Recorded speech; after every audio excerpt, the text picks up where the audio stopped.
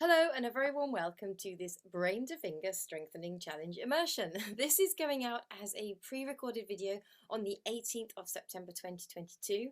At the time of recording, I'm sure many of you will be aware, if you're around at this moment in time, that our country in the United Kingdom is going through a very exceptional time following the passing on of our Queen. And today, at the time slot where I'd normally be doing the immersion live, I'm playing for a service for the late Queen at Margam Abbey, and unfortunately, as I say, it's clashed. And it's just, I hope you understand, I felt that this was a playing engagement that I couldn't decline. It's sort of a personal way of being able to acknowledge the amazing contribution that the service the Queen has given this country for 70 years. So apologies for the short notice, and also this video is a little bit of a hodgepodge of previous videos that I've taught before, and then a little bit of me, hello, actually sort of recording just for this especially. When you get the live immersion on the Wednesday the 21st, if you can make it, great. That's when I'm going to actually teach the content exactly in the way I intended for the class, and then of course you can watch that on replay as well if you're watching this version instead. But hopefully you can think of it like a bonus. You're going to get the same sort of stuff taught in this, but there will be a different emphasis. In this session, you're going to get recordings of me going through exercises and things, conditioning exercises that really help our brains and fingers get used to sending that signaling down faster and doing what we really want our fingers to do. And then the emphasis will be more in the Wednesday session. In the second session where I deliver this all live, will be more on the games and kind of the sort of the quick things you can do just in the odd 5 minutes to really help your fingers get going and behave themselves with your brain. So what have I said with this promotion for this? I've said, ever find your brain is telling your fingers what to do, but they're having none of it? You know exactly what needs to happen, yet perhaps the fingers a different finger plays, or a finger slips, or it lands on neighbouring strings, or goes too slowly, makes a buzz. Two fingers land on one string, that's a pain, isn't it? Or nothing happens at all. Sometimes you're going, right, do this, and then you just find yourself laughing because your finger hasn't even moved. Have you had any of this happen? If so, you are not alone. That's the good news. And these are common sort of student challenges that we have, and we just work through them, and eventually they disappear over time. They almost disappear, most of them. Okay, so in this immersion, we're going to go through some games and tips and workouts and strategies to help our fingers and brain connect up as fast as possible so that we can achieve the flow, agility, speed, and nice sound, beautiful sound, whatever you are currently looking for that needs those fingers to behave for you. So what are we going to do today? Well, in this, as I say, this first version going out as a pre-recorded session, there's this welcome and overview. Hi, this is the welcome and overview. You're then going to go into a video that comes from the Flourishing Harpist course where I talk about some top tips to improve agility, speed and flow. So there will be an introduction, and it may refer to things in the Flourishing Harpist course, but just take the video on as it is a standalone for talking about those sort of top tips for working on agility, speed and flow. We're then going to have back to me in September 2022, and I'm going to talk about 3 games: Air Harp to Freedom, Pin the Tail on the Donkey Harp Style, and Spin the Tuning Key. There are 4 versions available. We're just going to look at one in this video. In the second presentation of this course, I will go through all 4 with you. Then you're going to go into a video taken from the Hands Together immersion, where you're going to look at some hands together conditioning exercises. Then you're going to go into a video that was taken into the speedy playing immersion, talking about trying to get our playing fast, and that one's going to be a work in progress workout to improve speed and dexterity. And then finally, you're going to come back to me in real time, well, not real time, in September 2022 time, and I'm going to just talk to you about using improvisation to help you work on your brain to finger strengthening connection.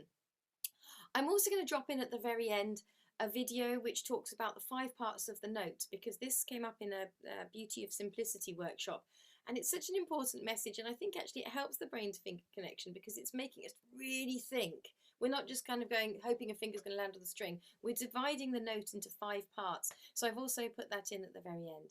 So let's going. First of all, I'm going to hand you over to 2020 Shelley, who's going to talk about top tips to improve agility and speed and flow, and that video is taken from the Flourishing Harpist. Take it away, Shelley. Welcome to Flourishing Focus number 13. We're going to look at some top 10 tips on how to improve your agility, speed and flow.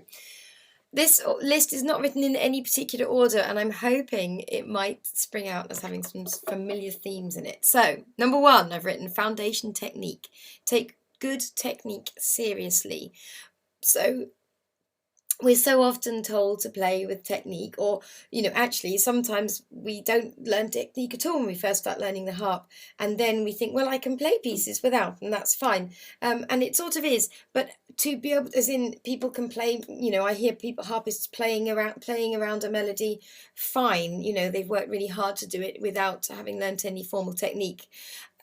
The thing is that very often there's a brick wall that people hit, and that they cannot get past that brick wall, or they cannot learn such a variety of music that they'd like to, and things like that, unless people then take the time, if they didn't initially, to work on good technique. Now, there are different streams and different ideas for technique, and really many roads lead to Rome, meaning that this idea of there are somebody might tell you to hold your hand in one way and another way, but these different sort of schools of thought on how to do it, they do all work.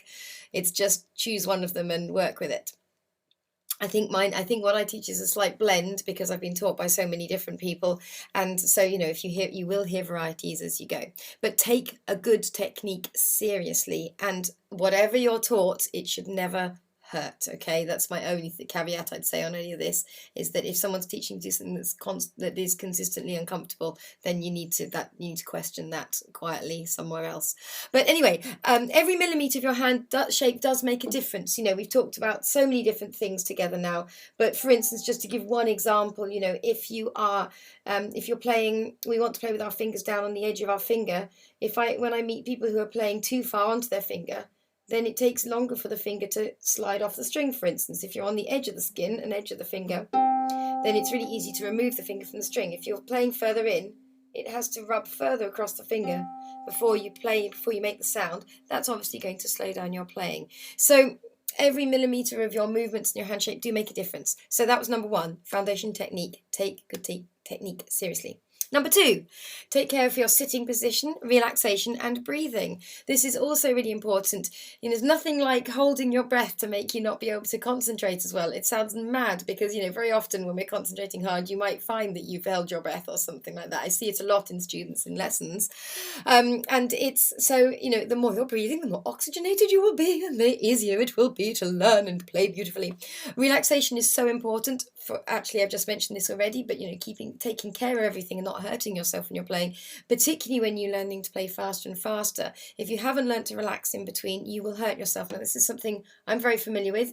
I went to university, and I had really very limited good technique by the time I went to university. I was already had a grade 8 distinction and things like that. And my point being that you can do these things. But I went to university, and as pretty much always happens, people get stripped back to sort of learning foundation techniques again. But somehow I didn't take on board, or wasn't shown in the way that worked for me, how to relax, and I ended up with tendinitis and all sorts of things, and I had to take time away from the harp. It was very sad. And also I then had Alexander technique lessons to learn about sitting better and everything like that, and how to hold my posture much better. And I have to say, all these things were key to me being able to play with greater flow. If you seizing up, then your hand gets tight if you're not relaxing, and you cannot play fast again. So it's another thing to really take seriously. So there we are. And Alexander technique, which I've just mentioned, is not something I can teach you guys about, but I know that some people who've taken my courses, and I've talked about this before, have gone to seek Alexander lessons, and they really, if you find a really good teacher, it can be life-changing in all aspects of your life. Number 3, know your shapes. I hope this list is starting to look familiar. If you learn and memorize the common shapes you're going to encounter when you're playing the harp, both visually, so that you can recognize them on the music, and also so that you can physically find them without thinking too much, then that's going to really help you when you are playing, because instead of having to read ahead the whole time, your hand will just be shifting in shapes rather than each finger having to work out what it's doing every time. And so that's going to really help you with all these different ideas, all these different aims of agility, speed and flow. Take care to work out fingering and placing that works for you and that you like when you initially start learning a piece. Remember, slow means fast. Take that slow time at the beginning, and then be consistent.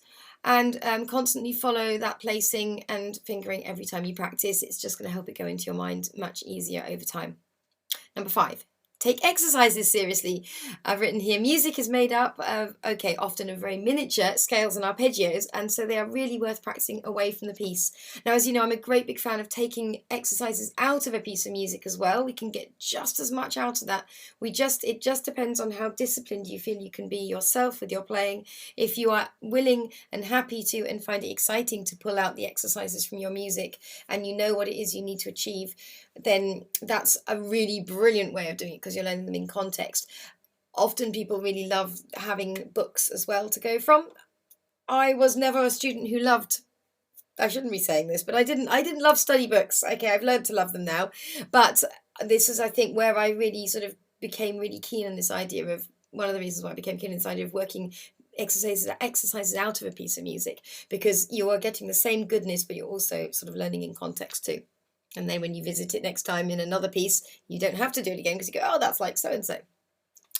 It's all many roads lead to Rome. Okay, number 6, learn to break down any piece of music you are finding challenging to create your own exercises. We've just talked about this. So you can make anything easy. Anything can be easy if it's small enough, even if you're only to start with practicing 2 notes. You know, very often, for instance, 2 notes in both hands, I've seen time and time again that it's really tricky to start with, and maybe moving forwards, for people to do something like this. So, for instance, left hand I'm putting on C and E, and right hand I'm putting on G and C. Now, I expect all you guys will be okay with this because of the level you're at to do this course, but beginning, novice, fledgling harpists will find it really difficult to do outside, inside. So to do the outside notes, I'm doing finger 2 in the left and thumb in the right, and then I'm doing thumb in the left and 2 in the right. And so I spend a long time going outside, inside, outside, inside. Or you can think far away, close together, far away, close together. And so even if it's 2 notes that you're practicing, to make them as easy as possible, or even 1 note to start with, just 1 note in different fingers, and then introducing the 2, you have to make it small enough so it seems easy, and then it's achievable. Slow means fast, so doing these little bit slowly so that you iron out all the different challenges that might be there, and then you bring it together and start putting the jigsaw back together. You will find that, you know, then we will get to the end goal faster again. Learn to love your metronome. So practice patterns using different rhythms, slowly, and then speeding up on the metronome will really again help with the agility, flow and speed. Counting well and always being aware where the beats are falling in a bar will greatly assist with flow in particular. If you are counting in your head, then you know you're much less likely to be late with something, so the music's much more likely to flow.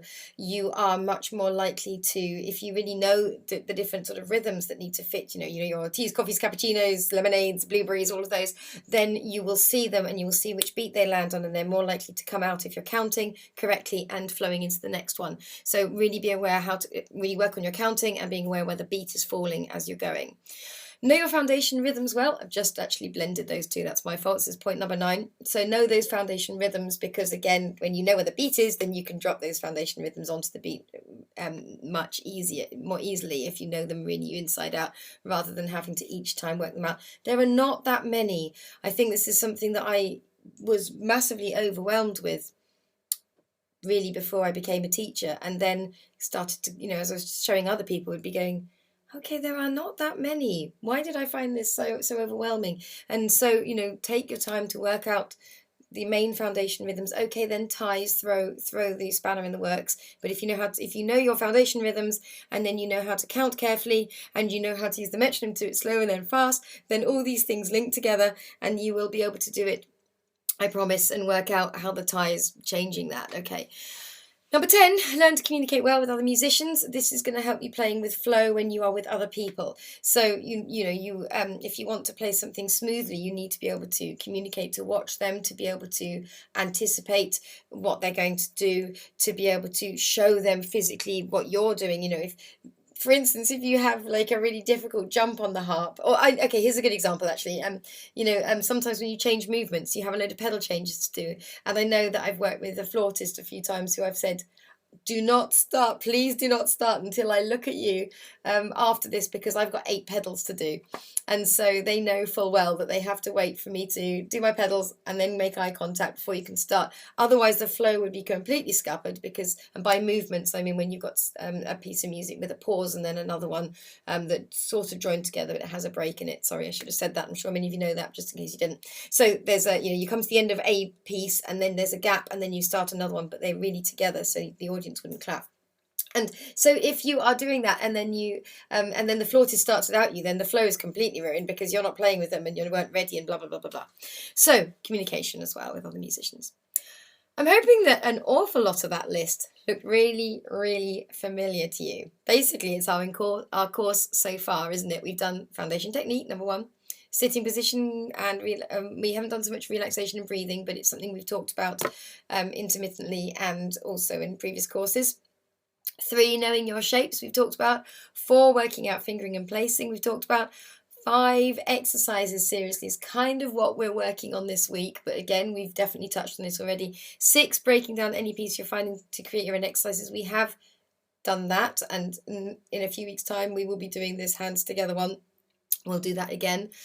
7, love your metronome. That was last week. 8, counting well. We've done that too. 9, foundation rhythms. We've done that too. And 10, communicating with other musicians. We've done that too.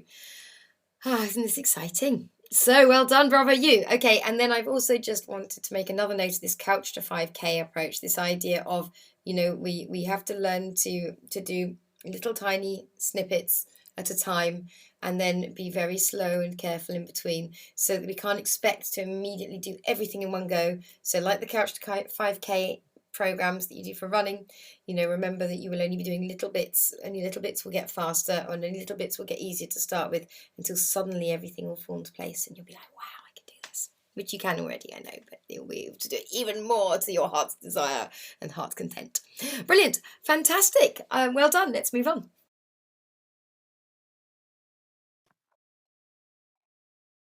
Okay, so we're now going to look at a little game called Air Harp to Freedom. And some of you have done this similar thing with me before, but we're going to do it again. So what we're going to do is we're going to be not playing our harps. Oh, no. We're going to be looking at our, just using our fingers. So when we're at the instrument and we're trying to learn a piece, we're thinking about placing, we're thinking about timing with, rhythm, we're thinking about pitch, we're thinking about phrasing, we're thinking about so many things. But actually, one of the things that's going to strengthen this to this is being able to really just understand when you're telling your brain and your fingers to move in a particular way without having the overwhelm of having to think about a piece as well. So this is why we're going to air harp our way to freedom. Now, if you want to do this in a really harpy way, you can have your hands set so that you're actually in the harp position, because actually doing these exercises we're going to do in a minute, looking at your hands, is easier, I think, than staggering them.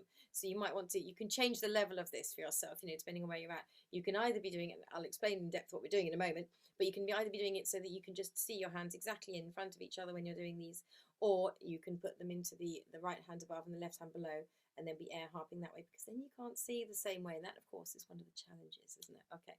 So Air Harp to Freedom is quite simply a game where you're just going to call out, or I'm going to call out a finger, maybe 2, maybe a row of them, and I'd like you to then fire them off with your fingers. So let's what we're going to do, let's start off with it simply in front of you. Think thumbs up, okay? First of all, thumbs up. Handlebars, in fact, you can think this. Let's go from basics. I don't know if you're watching this and you've not worked with me before, you might think, what does she mean handlebars? Imagine you were riding a bike, okay, and your hands are on the handlebars, so you've got a gap down here. You wouldn't have your hands like that crunched together, because there'd be the pole of the handlebars there, wouldn't there? And your thumb wouldn't be crushed over because the pole would be there, okay? So there we are, handlebars, the bike, and then lift your thumbs up, okay? So we're going to go from this position. Thumbs are 1, aren't they? These are 2, 3, and 4. So first of all, let's try doing this. Let's just do bowing thumbs. 1s, okay? We do 4 1s. 1, 2, 3, 4. Now we're just going to put the thumb in the upright position, poised and ready for action, and we're going to do the 2s, okay? We're going to go 4 of those. 2, 2, 2, 2. I would count you in, but I don't even want to think about rhythm. I want you just to do this in a way that you're just doing them, so you're just doing the action, okay? Now remember, you don't want to bring your fingers in tightly, because that would be, the handlebars would be there apart from anything else, and that would hurt. And you don't want to bring them in really flappy and loose, because then you're not really bringing your finger into the point, the closed point that we worked for, are you? So try and bring it into that, back into that handlebar position, okay? So let's do it again. We'll do thumbs for 4. 1, 2, 3, 4, and then 2s. Hoop for 4. Okay, brilliant. You know what I'm going to say next. Now we're going to bring out the 3s. I recommend you keep your hands pointing downwards doing this one. 1, 2, 3, 4. Again, don't worry if it's not with me. If you need to do it slower, that's totally fine. Okay, do as many as you want. Okay, and then 4s. Okay, keep everything relaxed. Try not to hold everything in tight, and just do the 4s. Now that may even already feel awkward. It may feel awkward. Thumbs probably feel easy. 2 probably feels easy. 3 probably maybe, and 4 might feel really awkward. Okay, so you can do your air harp to freedom game with yourself. It could just be that you do 1s, 2s, do a few of those, 3s, 4s. Okay. Now the next obvious thing would be to do them in reverse. So you can say 4s. So we'll do 4 of each when I say that. Okay. So you ready? We'll do 4s, 3, 2s, and 1. I'll do it slower. 1, 2, 3, 4, 4s. 3s. And then 2s. 2s. And thumbs. Try and bow. Okay, fantastic. If this is too fast, remember, once this is in the Rizuku classroom, you can slow me down. Okay, so we just did 1s, 2s, 3s, 4s, and we did 4s, 3, 2s, 1. So now we're going to do random. You ready? This is the random phase. I'm just going to say something, and when I say it, see if you can do 4 or whatever I've said. So, 3s. 2s. 4s. 3s. 2s. Thumbs. 1s. Remember, if this is really easy, just put yourself into heart position. Really think about your posture and everything while you're doing this as well. Okay. Okay. Now I'm going to give you 2 different fingers this time. I'm going to call out 2. You play them in the order I've said, but take your time as long as you need to do them, and just do them once. So, for example, if I said 1, 3, then you'd go 1, 3, 1, 3, 1, 3. And I just did that loads to show you, but I meant just do it once. So I'd say 1, 3, and you go 1, 3. That'll be it. Okay, so let's do it. Okay, 1, 3. Lovely. Okay, let's do 1, 2. Let's do 4, 3. Is that one okay? Should do it again. 4, 3. Let's do 2, 4. Let's do 3, 1. Let's do 3, 2. And let's do 4, 2. Brilliant. Okay. I know I'm doing these quite quickly. When I do this live, I will make sure that the pace suits the group, okay? Because I'm doing this pre-record, I'm not entirely sure. Okay, so, right, now I would like to just do one more thing. We're going to try doing them in pairs, okay? So we're going to try and do 1 and 2, first of all. So, here we go. We'll do 4 of these this time. We'll go back to doing 4. We'll go a group of 4 of them, okay? So, 1 and 2 after 4. 1, 2, 3, 4. 1, 2, 3, 4. Lovely. 1 and 3 after 4. Okay. If you find this tricky, tap the third finger, because that might just encourage it to come out and leave the others in. I'm finding I'm wanting to grip my hands in as well. We need to keep them loose if we can. Okay. 1 and 3 after 4. 1, 2, 3, 4. Brilliant. 1 and 4 after 4. Okay. So just tap the finger if you need to tell it which one it is. 1, 2, 3, 4. Okay, brilliant. Let's try 1 and 3. Okay, so my 4th finger wanted to come out then. Okay, so if you find this tricky, just touch the fingers that are reluctant to get them to go, oh, okay, that's the one she means, strengthening brain to finger. 1, 2, 3, 4. Lovely. And the one that most people find the most challenging of all, let's do 2 and 4, okay? So again, if you find that challenging, just tap the fingers, do just one hand, or do it really slowly. 1, 2, and 4. 1, 2, 3, 4. Now you could practice doing things like for cross fingering. It's really good to go 1 and 3, 2 and 4. So yeah, I knew I was going to do that. 1 and 3, 2 and 4, and then you can do 1 and 3, 2 and 4. So you're practicing that. If any of those feel tricky, great! Then that's something you can do when you're not with your harp to practice, to up your game when you don't need music or harp or even that much time. You just know that if you sit there and do this and practice 2 and 4, 2 and 4, 2 and 4, 1 and 3, 1 and 3, 1 and 3, 1, 2, 3, 4, 1, 2, 3, 4, that you are practicing something that's going to strengthen your brain to finger connection. And you know, you can up the speed of this, you can change where you're doing it, you can do it with your eyes closed. There are all these ways you can up your game on this if it's too simple the way I've just shown you. If it was too hard, it was just because it was too fast. So I will slow it down. And also in the second presentation of this, when I'm doing it live with the group, I will check in to make sure that the pace is suitable for learning students. Okay, fantastic. So the next game I'd like to show you, I'm going to show you, oh, we're going to do, no, let's do the next one. Let's do pin the tail on the donkey harp style for next. Okay, pin the tail on the harp, on the donkey harp style doesn't involve pins. Phew, I hear you say. So another one of the big challenges that I notice with students that holds up the speed and flow when they're playing, it seems to be sort of a block brain to finger, is just the geography. Is, you know, that you may be looking at the music, you know exactly which notes you want, and you can find them, but actually, you know, it's like, am I here, where am I going, and then, oh well, I've got to find those notes, rather than being able to find an octave and place it without too much thought. So how can we strengthen that, being able to find your place to the harp without too much thought? Well, this is where this silly game comes in, or hopefully. Pin the tail on the donkey harp style. Your pin is going to be your finger 2 for now, and your donkey is going to be the harp. And the place you're trying to put it, as in its tail, is going to be random things I'm going to ask you to do. So, but the big thing about pin the tail on the donkey is that you do it with your eyes closed, right? Yeah, or with a blindfold. So if you want to, you can put on a scarf around your eyes. It would be a really fun thing to do with a group, wouldn't it? But we won't do that for now. So I'm going to ask you to close your eyes when you're doing this. And first of all, I'm going to ask you can do right hand or left hand. I'm going to ask you to close your eyes and play a low note. Any low note. I could even say the lowest note. Just go down and see if you can find the lowest note in your harp. Doesn't matter if it isn't the lowest note, but we're just thinking about where our arm needs to go. I better sit properly while I'm doing this. Okay, now I'm going to ask you to keep your eyes closed, maybe swap hands, and find the highest string on your harp. Did I find mine? No, I didn't. Oh, there we go. So mine was right up there. I was 3 short, but it doesn't matter. We're just trying to just get used to where that would be. It was lower. And then maybe back down to the lowest one again. Maybe bring the left up to try and find the highest one again. Keep your eyes closed if you can. And you can also try the right, going down to the lowest string it can reach, perhaps, with that.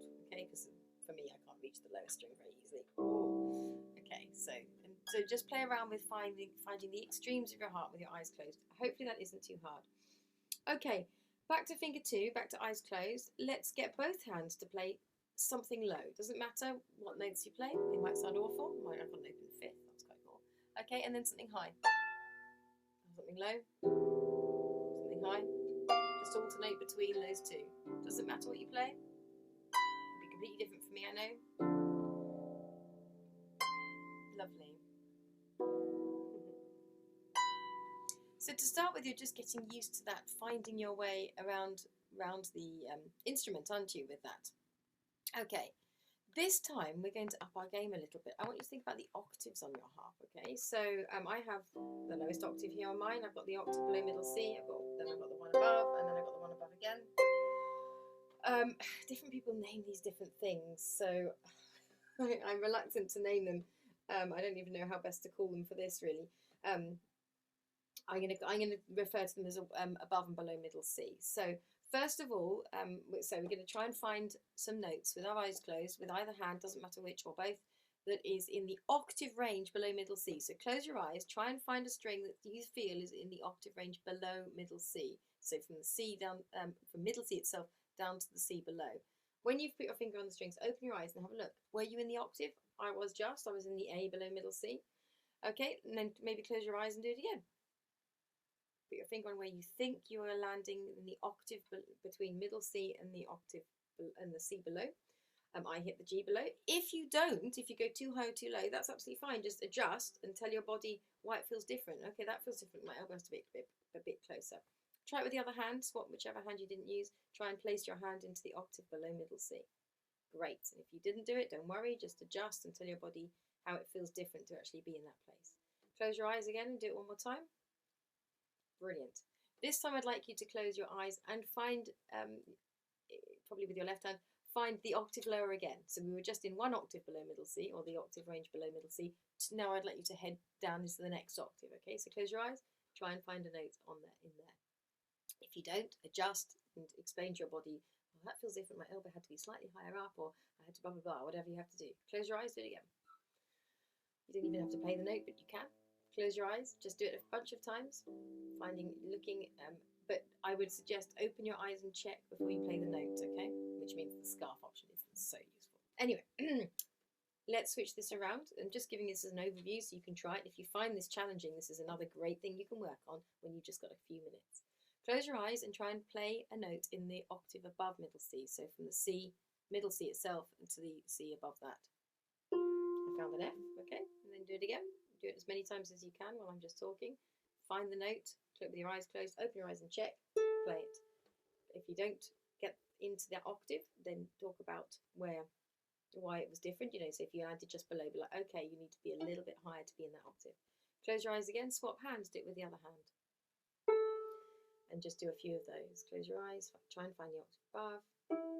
If you don't do it, doesn't matter, don't be mean to yourself. Just adjust and tell yourself what you want to do differently next time. And now let's try it in that octave above. So not the octave above middle C, but the octave higher again. Okay, so close your eyes, try and find a note in that octave, check, and then play it. Do it again, close your eyes, try and find a note in that octave, check, play it. If you miss the octave, then explain to yourself what felt different. Oh, I had to be slightly lower. Oh, I had to be slightly higher. Oh, it feels different in my shoulder because blah. Okay, try it with your left. Okay, great. So this is helping you now. We've gone from just thinking total extremes of the harp to trying to think into the octave spaces. So for lots of us, that might be where we want to go. But what I'd like you to do now is I'd like you just to play middle C a few times, okay, with your right hand. Just play the middle C with finger 2. You can do it as many or as little, as slow as you like, fast or slow as you like. And really think about where your hand is in relation to your body when you're playing your middle C. Where's your elbow? Where's your finger? Where's your body? What does it feel like? Okay, now close your eyes and do it with your eyes closed. Just keep doing it on loop. Okay, brilliant. Now this time, take your hand a bit further away and come back in. Can you land on the same string? Well, the nice thing is the string's slightly vibrating, so you know if you're going back in. Okay, brilliant. So if you're missing the C when you're trying it with your eyes closed with this further away movement, then when you play the wrong note, be like, oh, okay, I played a D, so it's slightly too high. Okay, so I need to be lower. Remind yourself with your eyes open again, even. Then go back to closing them, coming away. Okay, then close your put your arms right down by your side and close your eyes, and try and bring your hand up onto C. It's me really doing this on demo on video, like, please land on a C. Okay. Okay, so I did, though, if you notice, my finger very slightly caught it as it landed onto the C when I placed it. Okay, and then try it again. Take your hand right away, drop it right down to the bottom. Try again. Now that time I can hear I landed onto a B, so I'm going to adjust, come back onto the C. And it's not that I'm expecting you to get this first time, I'm expecting you to train yourself so that you can do it. Okay, so I'm now trying with my left hand, but I would suggest you do the same thing. You do that single note first. If you can learn to do it on middle C, here's the thing, you can learn to do it with any note. So work on middle C until you can just find it, because it's a great reference point with both hands with your eyes closed. But then you can be like, all right, okay, I want to be able to just, I've got a piece that I want to do, and I want to be able to really look at the audience when I place. So learn where that G is, that top thumb. I just happen to be on G, but I mean, if that was what it was, then just keep practicing it until you can find it. And then the rest of the fingers, if you know your shapes, those of you who know how big I am to shapes, will find it. So if you can learn to find middle C, then try the game with other things. So then you'll be into the random note phases. So there were 3 steps to that. One was finding low and high notes and not being fussy about what they were. Once that's comfortable, then try going into finding yourself into different octave ranges on the harp. And once that's easy, go into trying to find middle C with your eyes closed. Pin the tail on the donkey, harp star, trying to pin your finger on middle C, aren't you, on the harp. And once you've got middle C, then start doing with other notes. Be like, right, okay, this week I'm going to work on finding the F above middle C, whatever it is, because then your body's just knows, and you can find stuff without looking. It's really exciting. Okay, The final game I'm showing you, and this is in the pre-recorded session, so I am going through these quite quickly. And there are 4 in total of these. I'll bring up the paper copies for a second. One of them is, I think, absolutely what we need for this particular immersion, okay? I'll bring it up on screen share in a moment. One of them is, oh, hang on a moment, that didn't work the way I meant it to. Aha, okay, there we are. This one is the placing edition. Now, on top of not being able to find strings when we want them, and our fingers not doing what they want them to do. Another one is that people aren't often placing as many fingers as they could. They might be playing single notes or jumping around, or only doing 2 fingers down and then 3 and 4 follow later.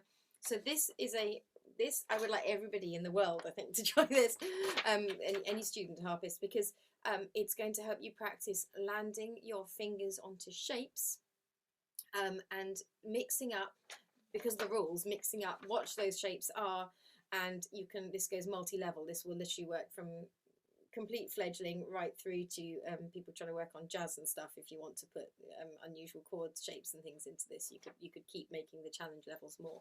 So I'll bring it up on screen and we'll have a go, but before I do, the idea is that you have this flat, okay, on a piece of on a table or something like that, and you put your tuning key in the center where it says place tuning key here.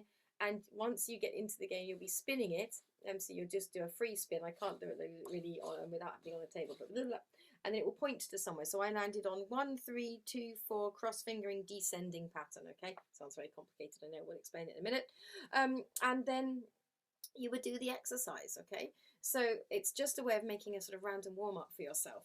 And some of you will think, I'm not doing that, and some of you will think, yeah, that's great. So hopefully, if you like it, it'll be helping you, and if you don't, you can carry on doing scales and exercises and conditioning exercises. That's fine. It's just a sort of silly way of doing it, but quick and easy as well. And a 1 page rather than a whole book of exercises. It's all there. You'll just be making them up on the spot with the work. Okay, so the other ones that I've made for you are a rhythm edition. So if any of you find rhythms challenging to strengthen your finger to brain doing different rhythms, you can work on that one. I'll show you that one in the full immersion, in the live immersion. There's a notes one which I will edit before I give to you because I wanted to have something slightly different on it. And then there's this one which is super advanced really. This one is different keys. So this would work, this literally goes up to degree level, but you can use it from beginning as well. So we'll go into that one as well. That one's for practicing keys and doing different scales, and you can go into melodics, harmonics and everything with this one. Okay, but for now, let's bring up the screen share on the one that's about placing. Okie dokie, which is, let's just make sure I have got the right one, because I edited it. Okay, so we want to go into this one. Okay, let's bring up the screen chat. Excuse me. Okay, so hopefully this works and we can see this on Zoom now. I'm recording this in Zoom. Okay, so let's just see if I can make this as big as possible. We can look at this one on this page. You'll see all 4 versions of spin the tuning key, but this is the one I want to look at now. Okay, so how to play. First of all, you have to have a tuning key. And second of all, you have to have a printout, okay? I'm assuming it works in grayscale rather than colour, but it looks nice in colour. So whatever, if you've got a printer and you can, great. Oh, and one final thing. I found it works with a teaspoon. If you haven't got this kind of tuning key that spins, I meant to say that at the beginning, then get out a teaspoon. And it doesn't really matter.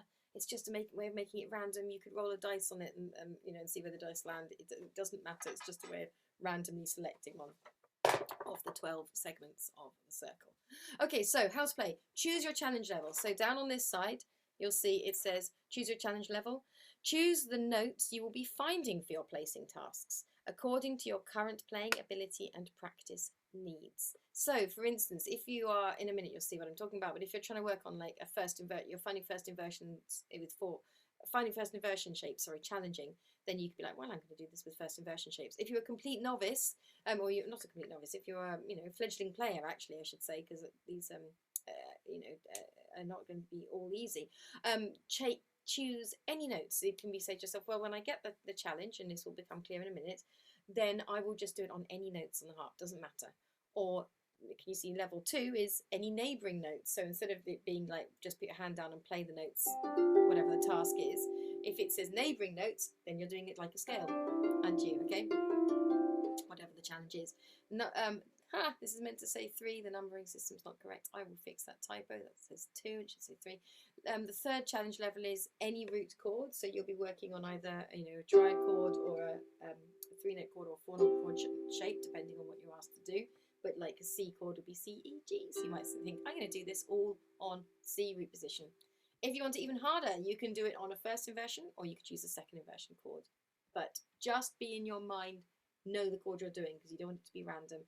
Because the whole point is you're trying to strengthen brain to finger. It's going to be like, I'm going to land on anything that's kind of the right shape.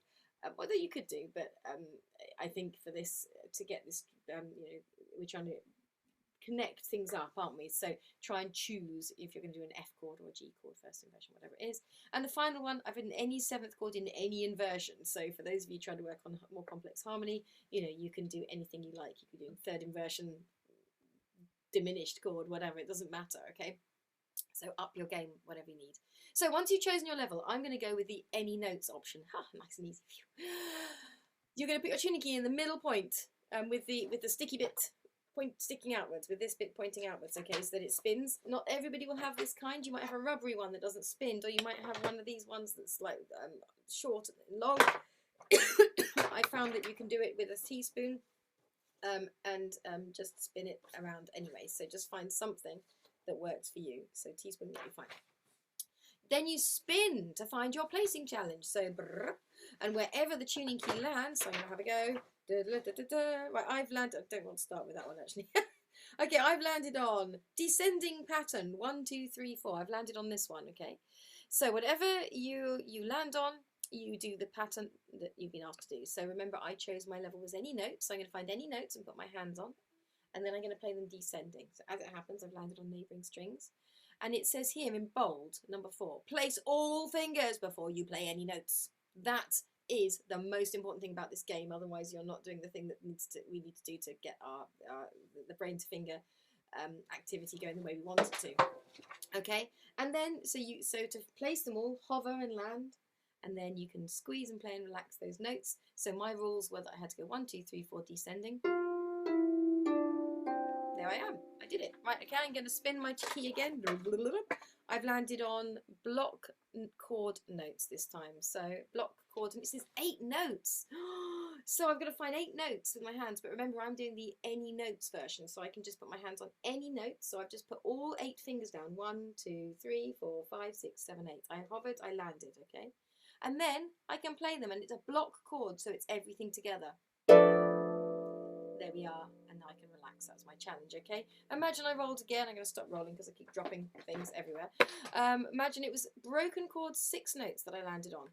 6 notes. I'm going to use, you can choose whatever you like, doesn't matter, but I'm going to choose to do 3 fingers in each hand. I'm doing the any strings version, so I just landed on anything. And it's this broken chord, and it doesn't tell me whether I have to go up or down, so you can do whichever you like. I'm going to go up. So rather than block all together or rolled, it was just playing it arpeggiated, if you like. Okay, so another way of saying the same thing. What about I span and I landed on 1, 4, 1, 4 descending with turnover? Oh, lorks. Then I'd have to put 1 and 4 down. So that time I can only place the 1 and 4 first. But I did a descending pattern, didn't I? 1, 4, 1, 4, 1, 4, 1, 4. Okay. What about I landed on rolled chord 8 notes? Okay, so I put 8 fingers down, and then I do a rolled chord. It doesn't tell you if you should go up or down. You can choose. There we are. What about it landed on 4, 3, 2, 1 ascending pattern? Okay, it doesn't say with left or right. You choose. You could do both even if you want. I'll try with both this time. Okay, so I did 4, 3, 2, 1 that time on any strings. What about this one? This one's a bit tricky. 1, 3, 2, 4 cross fingering descending. So you've got 4 fingers down, and you've got to play the 1, and then the 3, and then the 2, and then the 4, and they were descending. Okay, you could just do one hand. If it's really hard, tap the finger you want. So I want 1, and then I want 3, then I want 2, and then I want 4. And then if you're doing one of the harder versions, okay, let's try a first inversion thing. So let's imagine I had to do 4-1, 4-1 ascending with the turn on a root position. Oh, sorry, on a first inversion, I said no. So on first inversion C, I'm going to go 4-1, 4-1. So first inversion C chord would be, and remember this is for much more for advanced players. So if this goes whoop, don't worry. I could do E, G, C, E. Okay, those are the notes I want, but I've got to do 4-1, 4-1. So I'd go 4 on the E, 1 on the G, 4 on the C, and thumb on the E. So can you see how that really ups our game on what we're having to think about by changing the way, the level, okay? So that's how that works. When we do this with a live group, I will get you all to play the game together, and we will see how it goes to pace it. So for this pre-live session, pre-recorded video, that's all I'm going to show you on that. Just so that you know for the future as well, these other spin the tuning key editions, I basically got excited and realised we could do loads of practice this way. So this one just gives you a way of doing your scales and arpeggios, but in a random way. You know that sometimes it can be really easy to only practice like your C major scales and your F major scales, whatever. This would just gives you a silly way to trick yourself into playing different keys. This one will have 2 rows of notes on each one, so it's for it'll have so you can, if you're finding note reading hard, it will help you, or you find sight reading hard. It's just a sort of a quick game you can play every now and then to work on that, and the same with the rhythm. The rules are all slightly different, so I will need to go through each one. But I actually think these are really quite they work from incredibly easy, well, not incredibly easy, they work from our foundations right through, particularly the keys edition and the placing edition, right through to very advanced. So there we are. It's interesting. Enjoy. I'm pausing very unprofessionally because I had a list in front of me that I threw on the floor just now of what I was going to, how I had to do these. So yes, okay, that's what I suddenly thought before I stop this recording. The next video that you're going to see is you're going to go into a pre-recorded video on conditioning exercises. So this video was recorded as part of the hands together, the hands together one. So very often one of the things we find brain to fingers is challenging is that right's fine on its own, left's fine on its own. Getting those two to play together, completely different ball game. So in this video I may refer to other things from the immersion that this video has been taken from. Try and ignore that and just go with what I'm teaching in the video, which is to work through those exercises. Okay, take it away, Shelley, from whenever that went live, I think 2021. And I need to press stop share and stop record, and the other video will now begin. Okay, so let's warm up with some hands together coordination exercises. You may notice that there are 4 pages. I don't think I've ever given a worksheet for an immersion that's 4 pages long, which means we probably can't do all of it today. But I wanted you to have all of this because when I started laying them down, I was just like, no, this has to all be together. So embrace spiral learning with this. If it was overwhelming, don't worry. And just, find the bit that for you, if you find some are easy, then you can just like put a tick by them and never visit them again. If you find them a bit challenging, maybe that's like the amber, that's the one you're going to work on now. And if they're really hard, they may be for a few months down the line, and that's okay. Be comfortable in your skin with that. Okay, right, okay, so I'm afraid it's all scales and arpeggios, but that's because they're very good for us. We're in C major, but you can change the key of these once you get really used to them as well. So the very first thing we're going to do, and because this does happen in our music, is we're going to play our C major scale, hands together, going up and down the harp. I've not put fingering in on most of these. I usually use 4 and 4 with the turn in the middle. So if you're willing to do that, that would be brilliant, but don't worry if not.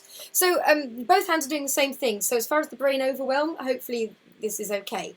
And that's why doubling a melody can be a good simplification. If you're playing an ensemble or something, you can take what the right hand's doing and play it in the left as well, because that gives us hands together without the brain having to, and the hands having to think too hard. So let's do it. After 4, thumbs up, fingers down. Posture, breathing, relaxation, playing on the edge of your fingers and squeezing for a nice warm sound. You ready? 1, 2, 3, 4. 1, 2, 3, 4. 1, 2, 3, and then come back down. And 1, and 2, and 3, and 4, and 2, and 3, and 4. And let's do that one more time. I'll do it a little tad slower. Okay, so here we go. Everyone ready on their C major scale? 1, and 2, and 3, and 4, and. Really think about your breathing if it's easy for you, your relaxation. And turn, keep that thumb high. Joined up placing, so all 4 fingers down. Great. Thumb leans over, drawing the rainbow, and then place to come down. Group of 4 again. Okay, brilliant. So if that already feels challenging, then that might be, you know, that's definitely something to work on. And it is challenging. There's turns, there's group placing, you're changing directions. So, you know, that is something that definitely, you know, get this going, get this sorted, and then everything else will kind of branch off from here. The next example I've given you is a staggered 1-octave scale. So we're going to be going left, right, left, right, left, right, left, right. It's almost the same thing. So this is a really great thing. We use this in Wales, don't we, guys, to fake playing a triple harp, because on the triple harp you have 2 rows of notes that are the same. But sometimes we do this. It comes up in harp music, so if you ever played like the music of John Thomas and things like that, this happens, so it's worth practicing. Okay, so it's a scale, same placing, C, D, E, F, and turning like you were before, but we're going to think left, right, left, right. It means you're turning at a slightly different point, doesn't it? So I'll count 3 and 4 and, we'll be going on the ands, won't we? And literally, try saying out loud, because I've already talked a lot today about saying out loud what you're doing can help. So try just going left, right, while you're doing it. And no one can hear you, so it's fine, on the video anyway. I mean, they might in your house, but never mind. Okay, here we go.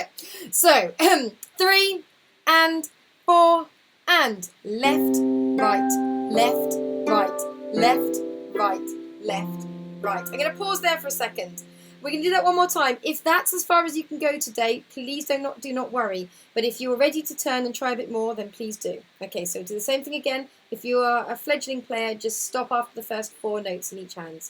3 and 4 and. Left, right, left, right, left, right, left. Turning if you're going to. Left, right, left, right, left. Now placing to come back down. Left, right, left, right, left, right, left, right, left, right, left, right, left, right. Okay, fantastic. So I'm going to move on, and you know, remember, just wherever you need to stop is fine. You know, anything that you find too challenging, just have a listen and sort of think about why it's challenging. And you know, mark on your music whether you want to come back to it or not. Okay. So the next thing I've given you is, again, this is going to help the coordination. It's the same scale. The left hand's going to start, and then the right hand's going to start. I actually usually call this a staggered scale, but I've called it a delayed scale, or a delayed right hand start in this immersion. So what do I mean by that? Well, look, left starts on the scale, then the right starts. It's almost like they're doing it like a round.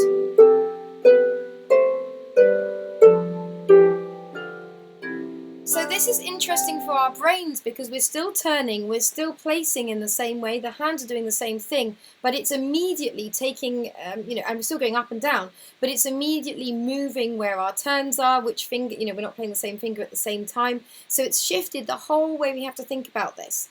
Okay, so let's just actually, first of all, just try going left, left, together, together. And if that's all you do today, the first time you try this video, that's brilliant. And then if you want to try further with me, you can. So put all 4 fingers down the left, C, D, E, F. And then in the right, put down same thing, C, D, E, F. But we're only going to play da, da, dee, da, and then we're going to stop, okay? So just get ready. And this time you could say left, left, together, together as you go, and then we'll stop, okay? So 1 and 2 and 3 and 4 and left, left, together, together. Okay, brilliant. Let's just do that one more time. 1 and 2 and 3 and 4 and left, left, together, together. Okay, so after that it gets fun, ladies and gentlemen, because we now have to turn in the left, but the right has to keep going, okay? So let's give that a go. If it's too much, just try that first bit, and then, you know, you can think about the placing and how it would work. 3 and 4 and left, left, together. Left has to turn there. Right has to turn now. Left has to place, come back down in the left. Right has to place. Left has to turn. Right has to turn. And then the right finishes on its own. Okay, fantastic. I will check in with the live students in a minute, but if you're watching this on a replay, the video will keep going anyway. We'll do one more before I do that. So now I would like to go to number 4, which is contrary motion. So again, we're doing the scale, the humble scale, but we're going to now think about our hands moving in the opposite directions. Now, over a 1 octave scale, the nice thing is that we're using blocks of 4 and 4 with the fingering, okay? 4 and 4. And so you are not having to think of different fingers at different times, but you are going in opposite directions. So, well, you are thinking different fingers at different times, but you're not having to turn in a different time. That's what I meant, sorry. So you are having to go in the opposite direction. So first of all, let's just try the first bar. Look, C, D, E, in the left you're going to have, sorry, C, B, A, G on. This is bar 14, okay? And the right you're going to have C, D, E, and F on. We're not going to worry about going any further because, again, if you're a fledgling, just try the first bar. Just try going, okay? So we're going to do that, and then we'll stop for now, okay? And then we'll do the rest of it in a moment. So this is one of the ones where I would be thinking inside notes, so the notes that are in the inside. And if this happens to you, if you go to do this and both your thumbs play at the same time, please know you are not alone. I spent many years of my life battling with this, I promise you. So it's a thing that, you know, some of you will find is not your superpower, and some of you it will be easy for, and well done, and that's great. But for those of us it isn't, we can do it. We can work on it. Inside out, okay? So here we go. We're going to be going. Right hand's going to go up, and left's going to go down. I'll count you in. 1 and 2 and 3 and 4 and 2 and 3 and 4. Brilliant. Let's do that again, okay? If you're a fledgling. You remember in Rizuku, you can slow me down if you want to. 1 and 2 and 3 and 4 and 1 and 2 and 3 and 4. Okay, now for those of you who are ready for this, we're going to do that and turn. When we get to that note, there, the 4th note into the pattern, we're going to turn both hands, place in a group of 4, and carry on the journey. Then we're going to reverse, come back, in towards each other. Okay? So let's try that now, okay? So for fledglings, you can stop after the first 4 notes if you'd like to, and maybe just air harp your way through how it would feel. 1 and 2 and 3 and 4 and 1 and 2 and 3. Get ready to turn, turning. 1 and 2 and 3. Then place to come back in.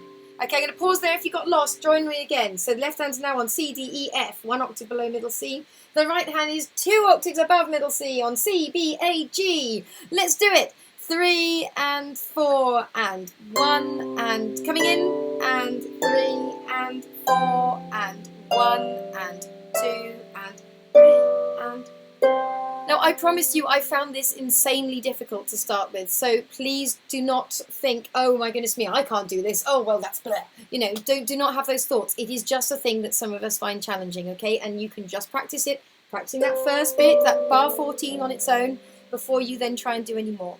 Okay, right, now 14, 15, 16, 17, 18. At bar 18, I just give you the same thing, but we're starting from the outside and then going back the other way. So I'm actually not going to go through that right now because there are so many of these exercises to get through. But it's the same idea. So just to remind you with this one, this is that idea of quite often our hands move in opposite directions from one another. And if you're in a piece of music and you were finding it challenging, it might be that you just took sorry, those notes there, for instance, if you can see where I'm circling, you might just take those 4 notes. It might be that you need to practice B and C in the right, sorry, D and C in the right and B and C in the left, and you need to practice going outside, in, and then outside, in, and then you might need to go back to the beginning of the bar and go, these 3, now, and I'll do it again. Oh, it's 3 blind mice, listen to that. Okay, so you know, you might just take out tiny snippets, and that is okay, and that is what's going to help your spiral learning. Doing the whole thing and going, oh dear, I can't do it, and getting lost is just going to frustrate you if you're like me. But, you know, taking snippets that you can do, and then building, I promise, you know, it is possible that way, and it does work. Okay, fantastic. I'm just going to do a video pause. So those of you who are here live, I've just done... Okay, so we're going to now try number 5. I've written here 1 octave scale, both hands playing the same pattern, which it happens to be a scale following one note after another, but we're doing them a 6th apart. So look at the right hand, it's still starting on C. So it's still doing a C major scale. The left hand, we're very used to playing an octave apart in things. You know, if you have an ensemble piece and you're playing something where you double in both hands, we often just call it doubling at the octave, don't we? That's a thing we're used to, but playing them when they are doing the same thing but not on the same note can even be a challenge. So this is a useful exercise to, you know, again, to lay foundations for when you're working on your pieces. So again, like we've been doing, bar 22, we're just going to do bar 22 alone, so that if you're a fledgling player, I would expect you to find this one bar alone a bit challenging and to only worry about that for now. But those of you who are more advanced, you can do more of this in a minute. Okay, so we're going to have E, F, G and A in the left. That's E, F, G and A in the left, and you're having the C major scale in the right. These sound really pretty, by the way. It's a really nice way to practice scales once you get used to it. Here we go then, first 4 notes only to start with.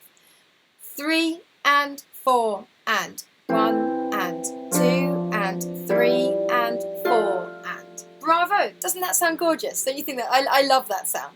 Okay, it definitely spices up, or makes more beautiful than instead you've got, lovely. Okay, so let's do that again, just those first 4.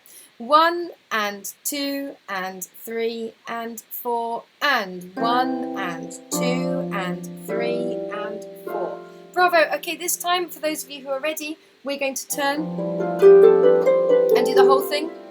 But again, fledgling players, please do not worry if this is too much right now. Maybe just take the left hand and practice the left hand on its own until you're ready to do the next bit. Okay, so 1 and 2 and 3 and 4 and 1 and 2 and. Now we're both turning. Let's go on to B, right onto G. And 2 and 3. Placing to come back down. All 4 fingers. Thumbs are going to go over the top. Left's going onto the A. Right's going onto F.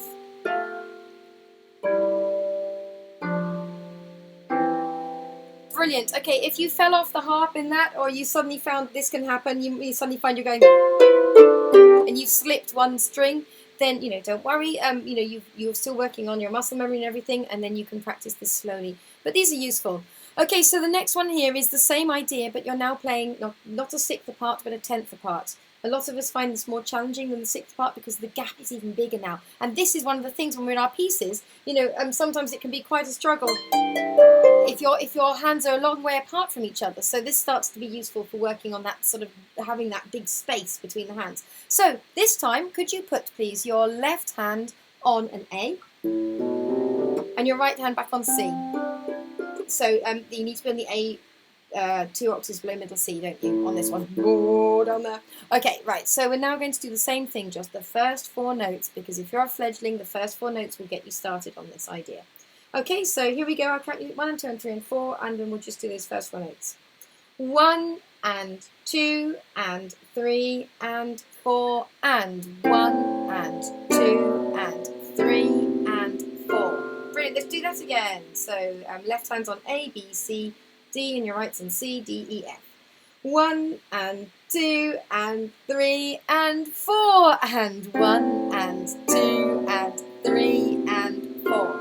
Bravo. Okay, now we're going to try it with the turn in for those of you who are ready. For those of you who are fledgling, just do the first bar and then do whatever feels comfortable for you right now. 1 and 2 and 3 and 4 and 2. Turning underneath. And 1 and 2. All 4 fingers to come back down. And then you're turning again. Thumb's going to go on F in the right, D in the left.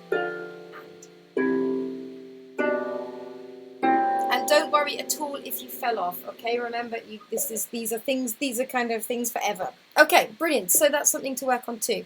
The next one I've given you, number 7.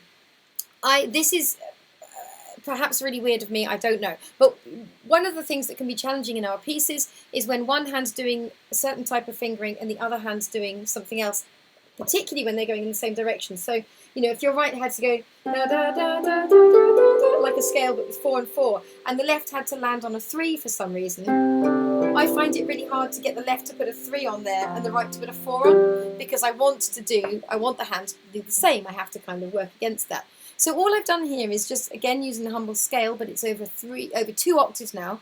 I've put the right hand doing 3, 2, 1, 3, 2, 1, 3, 2, 1, 3, 2, 1, 3, 2, 1. Okay? And the left is going to do what it would normally do, 4, 3, 2, 1, 4, 3, 2, 1, 3, 2, 1, 3, 2, 1. Okay, so again, if you are a fledgling player, we're just going to do bar 30 a few times to start with. What happens in bar 30 is the right does 3, 2, 1, 3. Okay, so just try that in your own time a couple of times, just to go, okay, I'm not going with 4, I'm going with 3 onto the F. Fine. And then your left's going to do what we've been doing so far all along. 4, 3, 2, 1. So then when you put them together, it's going to be different fingers on the same notes and a turn in the right, okay, onto 3 in that first bar. Okay, so let's now try that bit together slowly, okay? So you've got 3, 2, 1 on in the right, placed ready, and you've got 4, 3, 2, 1 in the left. I'm presuming a lot of knowledge on placing and everything, so if this is a bit hard, if this is tricky and you're not sure about placing things, drop me a line and so I can help you with that. Okay, so here we go. Bar 30, just that bar. 1 and 2 and 3 and 4 and 1 and 2 and 3 and turn in the right. Okay, and again, 3 and 4 and 1 and 2 and 3 and turn in the right. Okay then, and if you're ready, we're going to make mud pie with this. Just give it a go. We're going to try and do 3, 2, 1, 3, 2, 1, 3, 2, 1 all the way out with the left, and we're going to try and do the normal placing. Sorry, 3, 2, 1, 3, 2, 1 in the right, beg your pardon, and the normal placing in the left. I'm just going to jump straight in with this because there's a lot to get through, but remember you can speed me up, slow me down in Rizuku.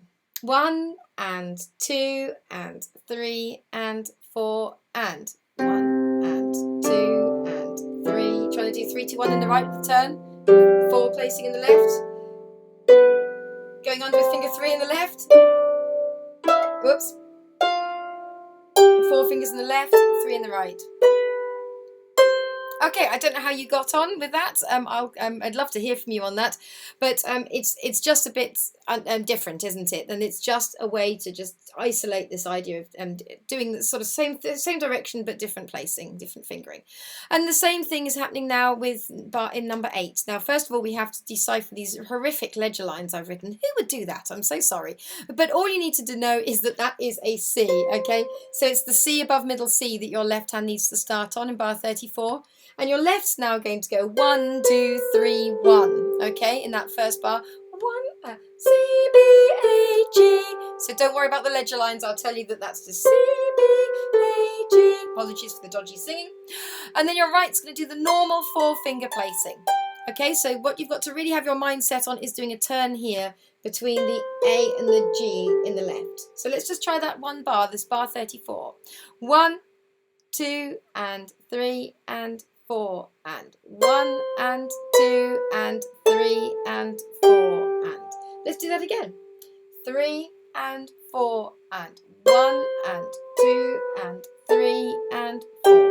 One more time for luck. Really think about that left turn. 3, and 4, and 1, and 2. Get that left ready to turn, and then off it goes.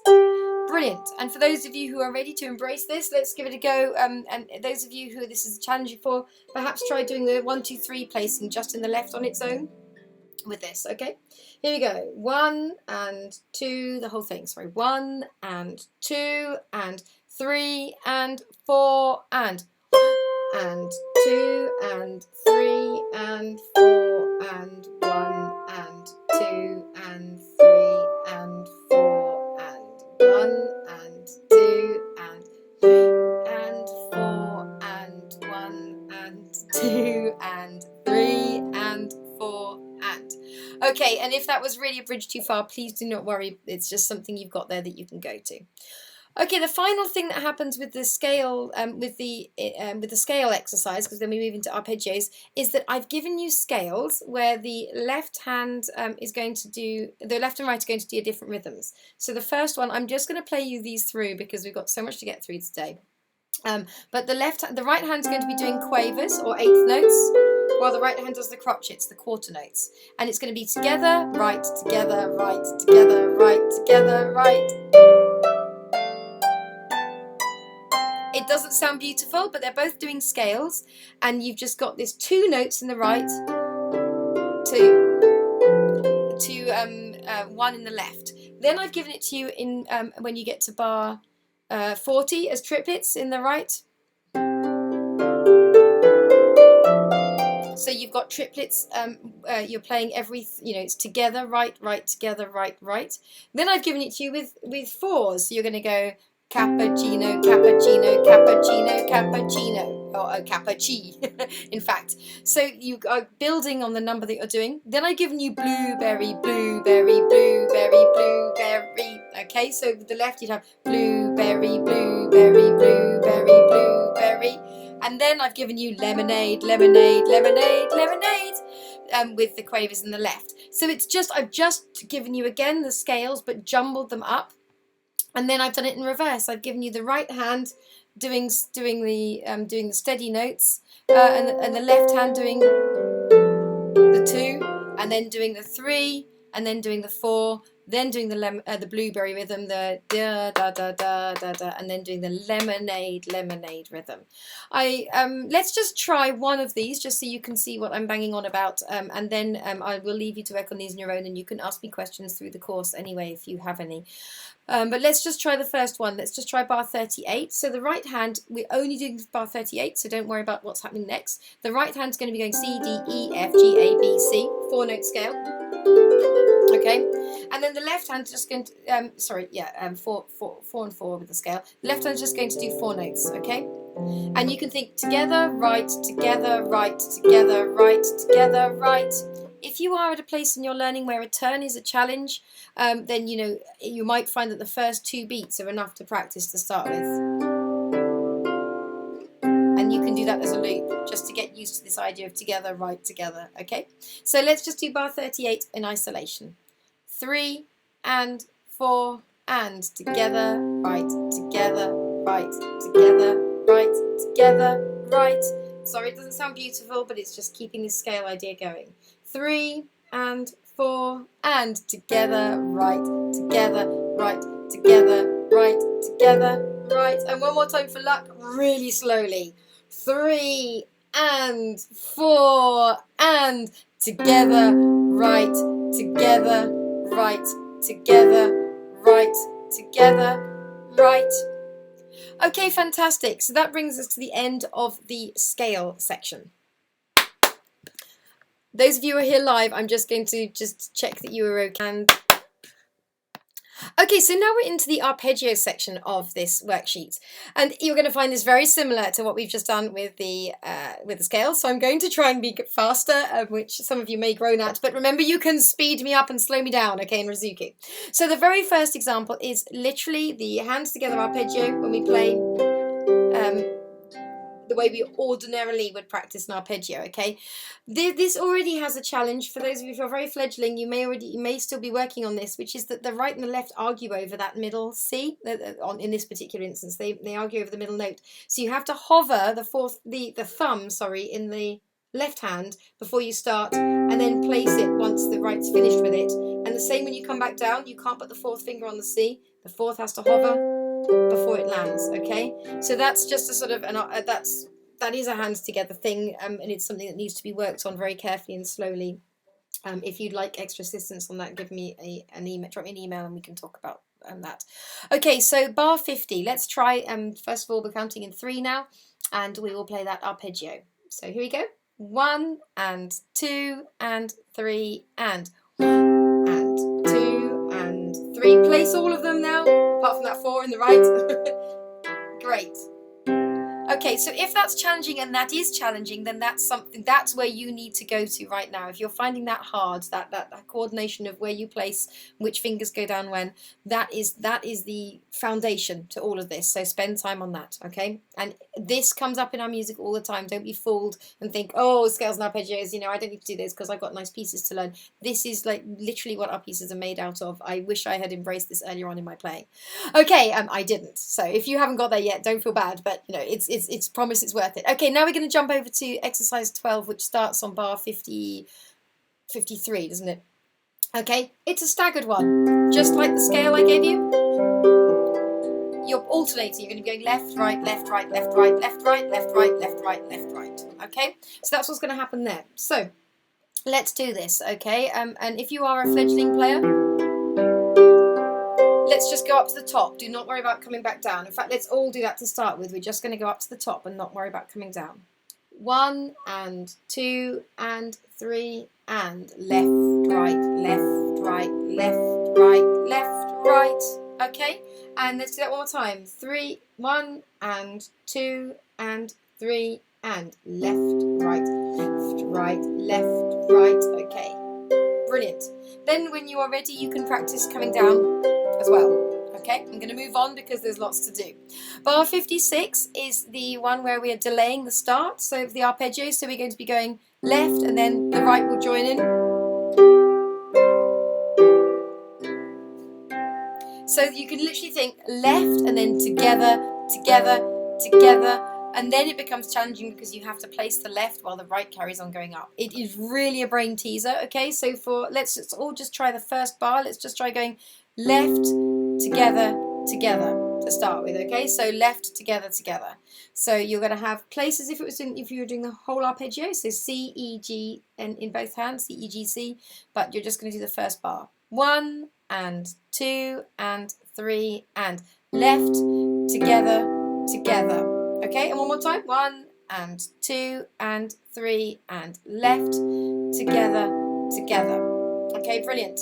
And then when you're ready, you can try the whole thing. So if you are ready, then that's great. And if you're not, then, you know, maybe just think through, literally talk yourself through left place, right place, or whatever it is that would help you right now. But I'll play them through for you. You can slow me down in Rizuka, remember. 1 and 2 and 3 and left, together, together, together, sorry, together, together, together, then right on its own. Okay, the next bit of 14, exercise 14, this is bar 50, 6, 7, 8, 9, bar 59, you are then doing the contrary motion. Okay, like we did with the scales. I'm going to go past these quite quickly, so literally we're just going up, right goes up, left goes down, and then you come back in, and then the next one along is the opposite. So pause the video and have a go at those, and remember to say to yourself, outside notes, outside, and talk yourself through it. So I'm going to jump straight to number 15 now, okay? So 15 is where we have the arpeggios in the left is playing root position and the right is playing first. Again, if this is knowledge that you don't have about first and second inversions, don't worry, you can just read the notes that are here.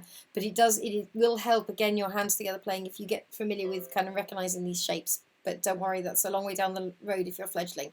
Okay, so your right's going to be on E, G, C, E. So if you prepare those notes in the right, and the left on C, E, G, C. Okay, so get those hands together, and we'll just do those first 4 notes after 3. 1 and 2 and 3 and together, together, together, together. Then you have to place to come down. So this takes quite a lot of thought at this one moment because their hands are on different shapes. This is exactly what we can find challenging in our music, okay? So this is really good to get your brain used to, okay? Okay, so in number 15, we've just done that root in the left and first in the right. I'm actually going to leave you to work on these in your own time, but feel free to put questions in the course if you have any. What then happens is that I've given it to you where you've got a first in the left and a second in the right. And then I've given it to you with second in the left and root in the right. And then I've given you exactly the same idea but descending. So then you've got them. Oops. And don't they sound nice? So again, pause this video and or work it in your own time whenever you're ready. Those are interesting. Number 17, I've given you contrary motion. Okay, now this really is interesting challenge because you have to turn, when you turn, you are turning using on different fingers and all sorts of things. There's a lot to be thinking about. So fledgling players, to start with, just try doing even the first 3 notes of this. So you might, make sure you follow the fingering that's written, 4, 3, 2, 1. You can put everything on if you like, and then put the other hands on 1, 2, and 3, fingers on, so that you can practice just those first 3 notes, but using the fingering that's written. Because once you then start doing everything else that goes on in this, it really is pat head, rub stomach time. Now, the other thing I'd say is that you wouldn't normally play them like this with the middle C joined up. I've done this so it fits onto the folk harps. But if you're on a pedal harp, it's much easier if you do it with an octave in between. But we'd run out of notes on the folk harp, so it's a very unusual thing I'm asking you to do. I'm asking you to play those 2 the C with both your thumb in the left and the 4 in the right. We wouldn't normally do that in the real world of harp playing, would we? It's just a spatial thing on the strings. Okay, so you can just practice doing, as I say, the first 3 notes. Let's do that first of all. So I'll count you in, and then we're just going to go 1 and 2. And then we'll stop, okay? So 4, 3, 2 in the right is going to do C, E, G, and 1, 2, 3 in the left is going to do the E, G, C. Okay, let's try it. 1, I'll give you, sorry, 1 and 2 and 3 and 1 and 2. Brilliant. Pause the video and do that like 20 times if you want to, and if you find that hard.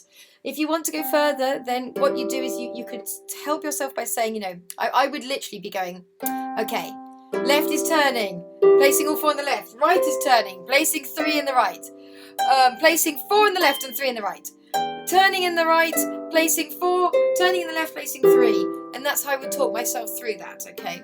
And it's worth doing again because it's practicing the contrary motion. It comes up in the piece that we're doing this week in the course, and this time in the course, and it also comes up in our general play. Okay, number 18.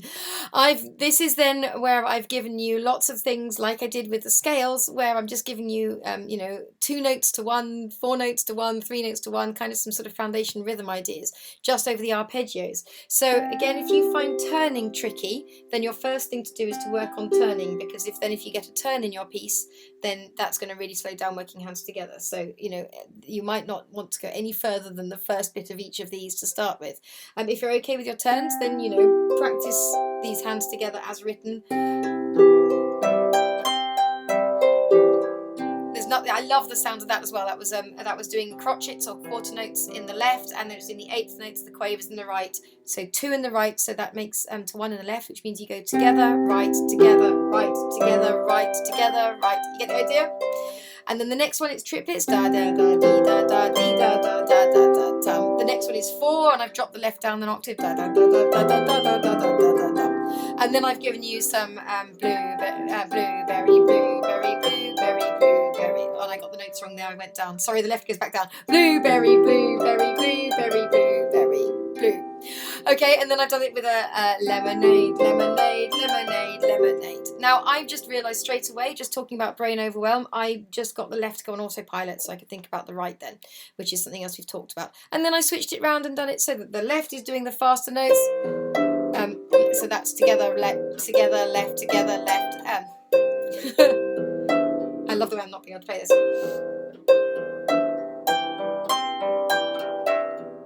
So that's just the left doing the more busy things, okay? So these, lots of these are very challenging.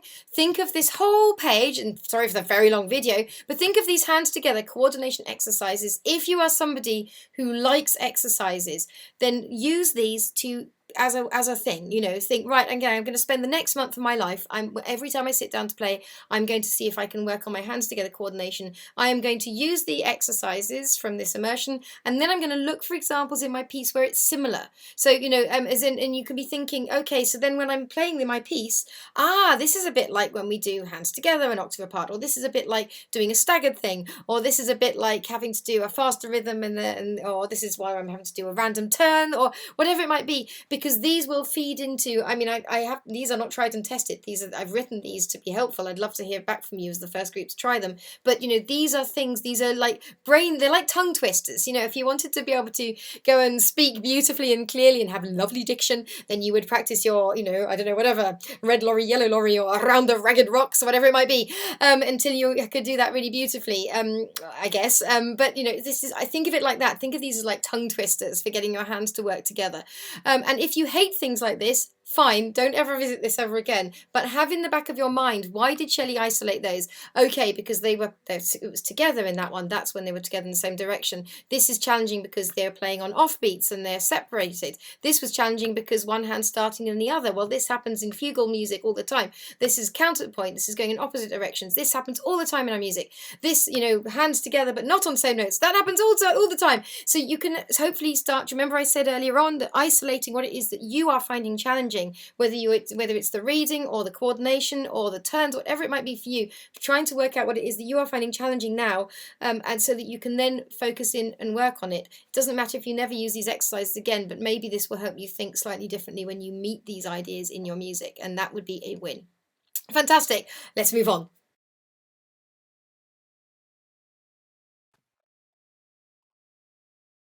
So the next video you're going to see is a video taken from the Speedy Playing, a work in progress immersion that went out earlier in 2022. And again, I may refer to things from that full immersion, but try and go with what I'm teaching you in this video and try not to be too put off. I hope it will be okay. And this one is just showing you some of my favourite things, like doing the Humpty Dum rhythms, the dotted rhythms and things like that to practice. So useful with everything and so great at strengthening brain to finger. So really, if you can, have a look at these and they can maybe become part of your warm-ups. But here we go.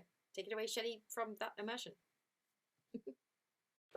Welcome to your video on improving dexterity and speed workout handout. We're about to go through this, and it's all really just an excuse to practice some of the concepts we've talked about already in this course. Fledglings, please do not panic when you look at the number of notes here. You do not need to do them all. This is actually quite full on, but hopefully the ideas that are here are something that you can get behind. So, looking at the very first thing that happens, we're in E flat, by the way, for this. So if you're in C, I realise if you've got a C tuned harp, you might be currently not being very happy with me. If you are in C, in a C tuning harp and you can't get E flat, when you practice this on your own, put yourself into E. If you've got levers, or you can put yourself into E major, 4 sharps, and play these exercises and they will sound normal. But as far as playing along with me now, it's going to sound a little bit icky, but we'll just have to embrace that. Okay, so what happens first is I've actually put the left hand on its own. Why? Because how many of you who are here live or watching the replays feel that your left hand isn't as strong as your right? I would say, yeah, I would guess that it's probably 95% of us, okay? So I've started this exercise or this workout with just the left for that reason, okay? And because Pat inspired it. Thank you, Pat.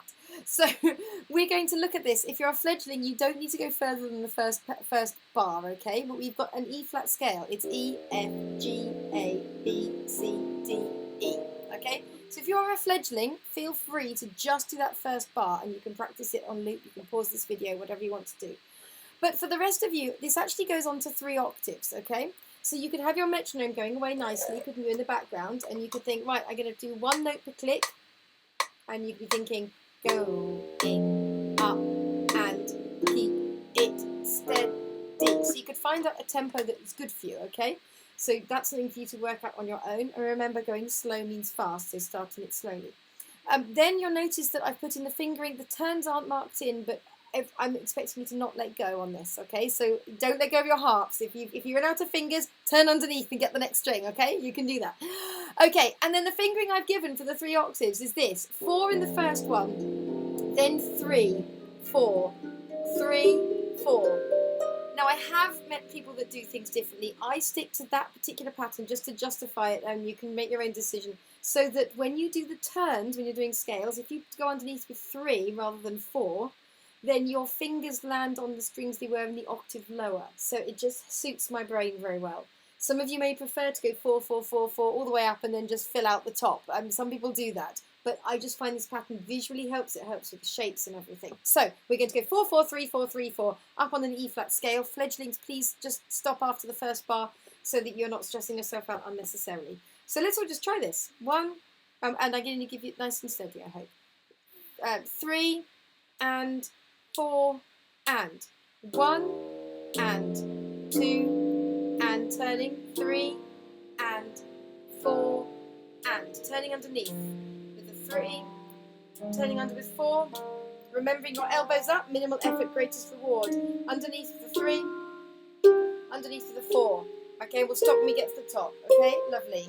Here we go, that's the end. Lovely. Okay, so it's just a 3 octave scale, but for some of you that might seem strange doing that without the right even, okay? And it means that you've got, you've really got time to think about your elbow.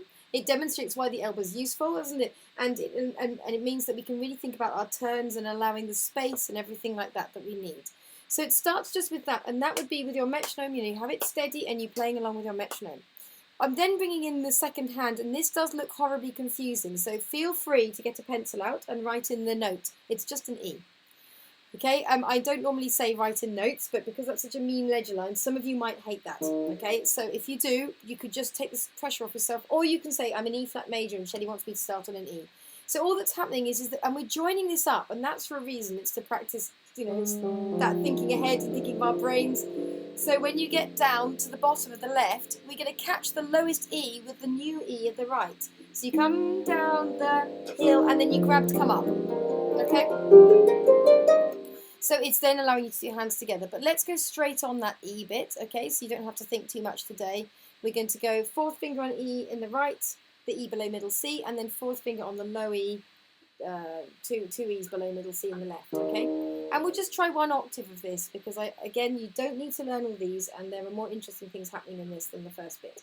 So let's try this together.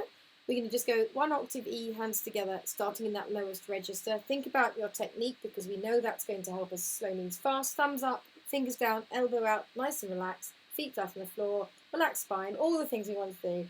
3 and 4 and 1. Oh, sorry, I just counted that wrong. 3 and 4 and I didn't. 1 and 2 and 3 and 4 and. And if you like this exercise and you're more advanced, you can practice going up the harp. But what does this lend itself to beautifully? It lends itself beautifully to then going back, loop practicing and dotting the rhythms, doesn't it? It lends itself to doing it T, T, T, T, and then coffee, coffee, then cappuccino, cappuccino, cappuccino. It lends itself to practicing it slowly, the metronome, and fast. You can use this for all the different things we've talked about. Okay, when we move down into bar 11, and I know I am whooshing you through this, but that's because there's some things I really want to get to at the bottom. Okay, so when we get to here, if I point to this note here, this is an E in the bass, isn't it? And this is an E in the right. This is where we're going into a staggered scale, okay? And lots of you have met this with me before as well. We're just going to be thinking left, right, left, right, left, right, left, right. Okay? This goes into the control that I've talked about with helping with our playing with speed and flow, you know, and the more that we can say to our brain, you know, this is what I want to happen, and the more the brain goes, oh, okay, yeah, fine, or doesn't even have to think. The brain can happen subconsciously. You just see that and do that, and the better. To start with, that can feel really challenging, so don't feel bad if this is hard to start with. I definitely found this hard to start with, okay, and I'm sure others do. And if you find it easy to start with, then it's a superpower, and pat yourself on the back. So we're going to be thinking left, right, left, right, left, right, left, right. Let's just get that far. We're just going to do the first 4 notes so that we don't have to stress our brains out doing turns and stuff, okay? So is everyone with me? They've got 4 fingers on. You've got 8 fingers on. Yes, thanks, Kimberly. Thank you. Okay, who's here live? If you're watching the replay, then I hope you gave me a thumbs up too. Okay, so here we go. We're going to go left, right, left, right, left, right, and then we're going to stop when we get to the thumbs. 3 and 4 and. Left, right, left, right, left, right, left, right. Okay, brilliant. If you found that really hard, remember we talked about small loops? Be brave and what's the word? Confident in your knowledge of good practice methods, and be happy to go left, right, and then start again. Left, right. Be happy to do just the 2 notes until that's okay. Then be happy to go left, right, left. That's great. If you can get that, that's great. And to be honest, by the time you can go da da da da, and if you practice that 30, 50 times, whatever it needs to be, then you can probably do the rest anyway. Whereas if you just try and play the whole thing and keep getting stuck, then you just get that horrible brick wall feeling, okay, and think, oh, there's something else that's much prettier to play than this. Why am I bothering with this? So be bold. Remember that tiny snippet practice, the power of the loop, maybe the coins exercise, the sweets exercise. That's going to help with this, okay? Then you can accent, you know, you can practice the accenting. You can do Humpty Dumpty. You can do different rhythms as well. You can do the you can do the T T T T T T, and then the coffee, coffee, coffee, the cappuccino, cappuccino. You know, you can practice all the different ideas we talked about for that as well, okay? All that happens is, just so you know, because I want to keep going, is that you go up the hill. It does 3 octaves, so it goes right up. But you don't need to. In fact, I want to write these shorter now. I've done this, so I'm thinking this is too much. Anyway, you go right up and right back down, okay? That's all that happens there. But to be honest, if you just did the first octave, you get the goodness out of this. The benefit of doing the 3 is that familiarization with the geography and of the learning your whole harp and all that kind of stuff, okay? Okay, now the next bit, bar 23, it says, in 6, tea, coffee, cappuccino, tea, ascending. Does this look vaguely familiar? We've done this concept already, guys. We have, haven't we? This was just 1 per click, 2 per click, 4 per click, and then it actually goes back to 1. So if I just put the metronome on for this, just like we did in the exercise at the beginning of the warm-up, we did tea, and then we did tea, tea, tea, tea, but I'm shortening it, so you're just doing tea, coffee, cappuccino, tea. So you're doing slow, slightly faster, really much faster, and then back to slow in 1 scale. Now the tricky bit here is the turn, 1 to 4. So what are you going to think about when you're practicing this? You're going to think, well, slow means fast. These can be as slow as I like. If I have to go,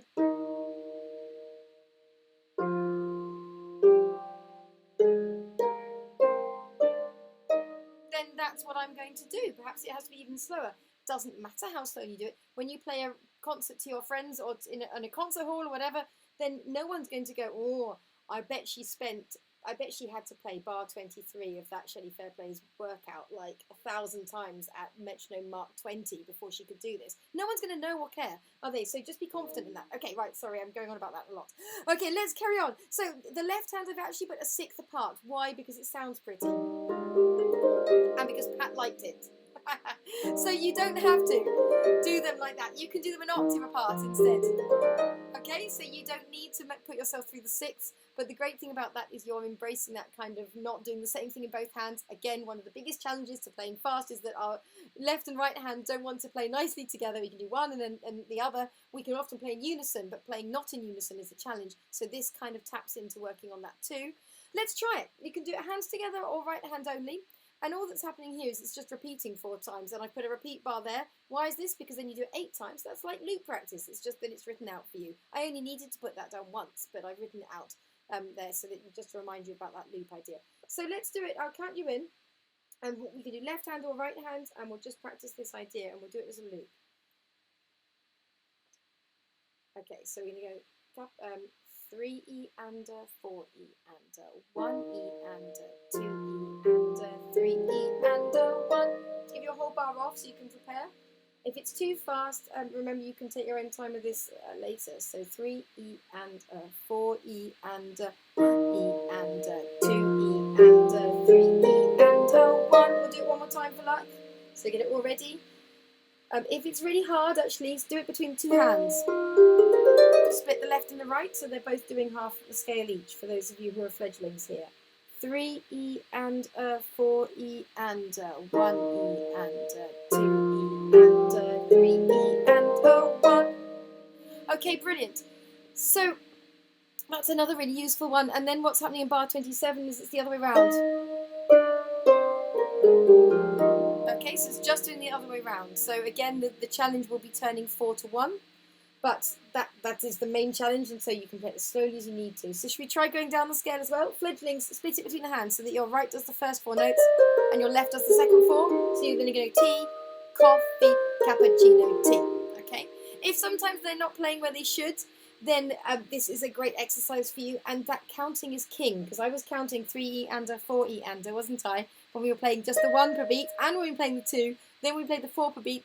All the counts were there ready for us waiting. That is why subdividing into 4 is another thing that I'm really passionate about. So if you're not already doing that, I don't care how you do it. You can say, you know, I don't know, octopus for all I care. I don't know if that's got enough red hair syllables. It doesn't matter, but something so that your head is subdividing. Okay, let's do it. Bar 27, you can do it in 6. You can do it. Actually, I've done it in 10th.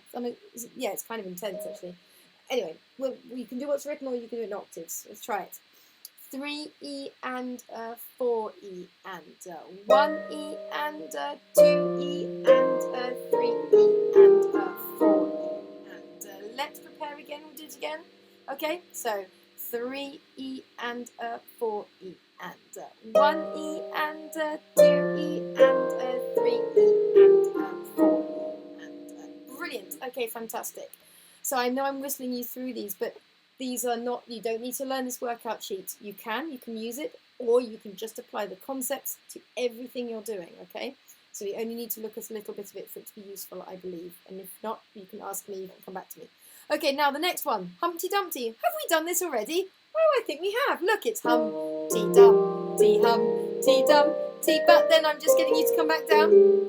and I'm getting you to go round and round. Now what's interesting about this is if you're thinking in beats, this forces you to think of accenting. If you think of accenting beat 1, for instance, or 1-3, you get this hum, you get the loud da dum da dum da dum da da da da da da da da da da da da da da da da da da.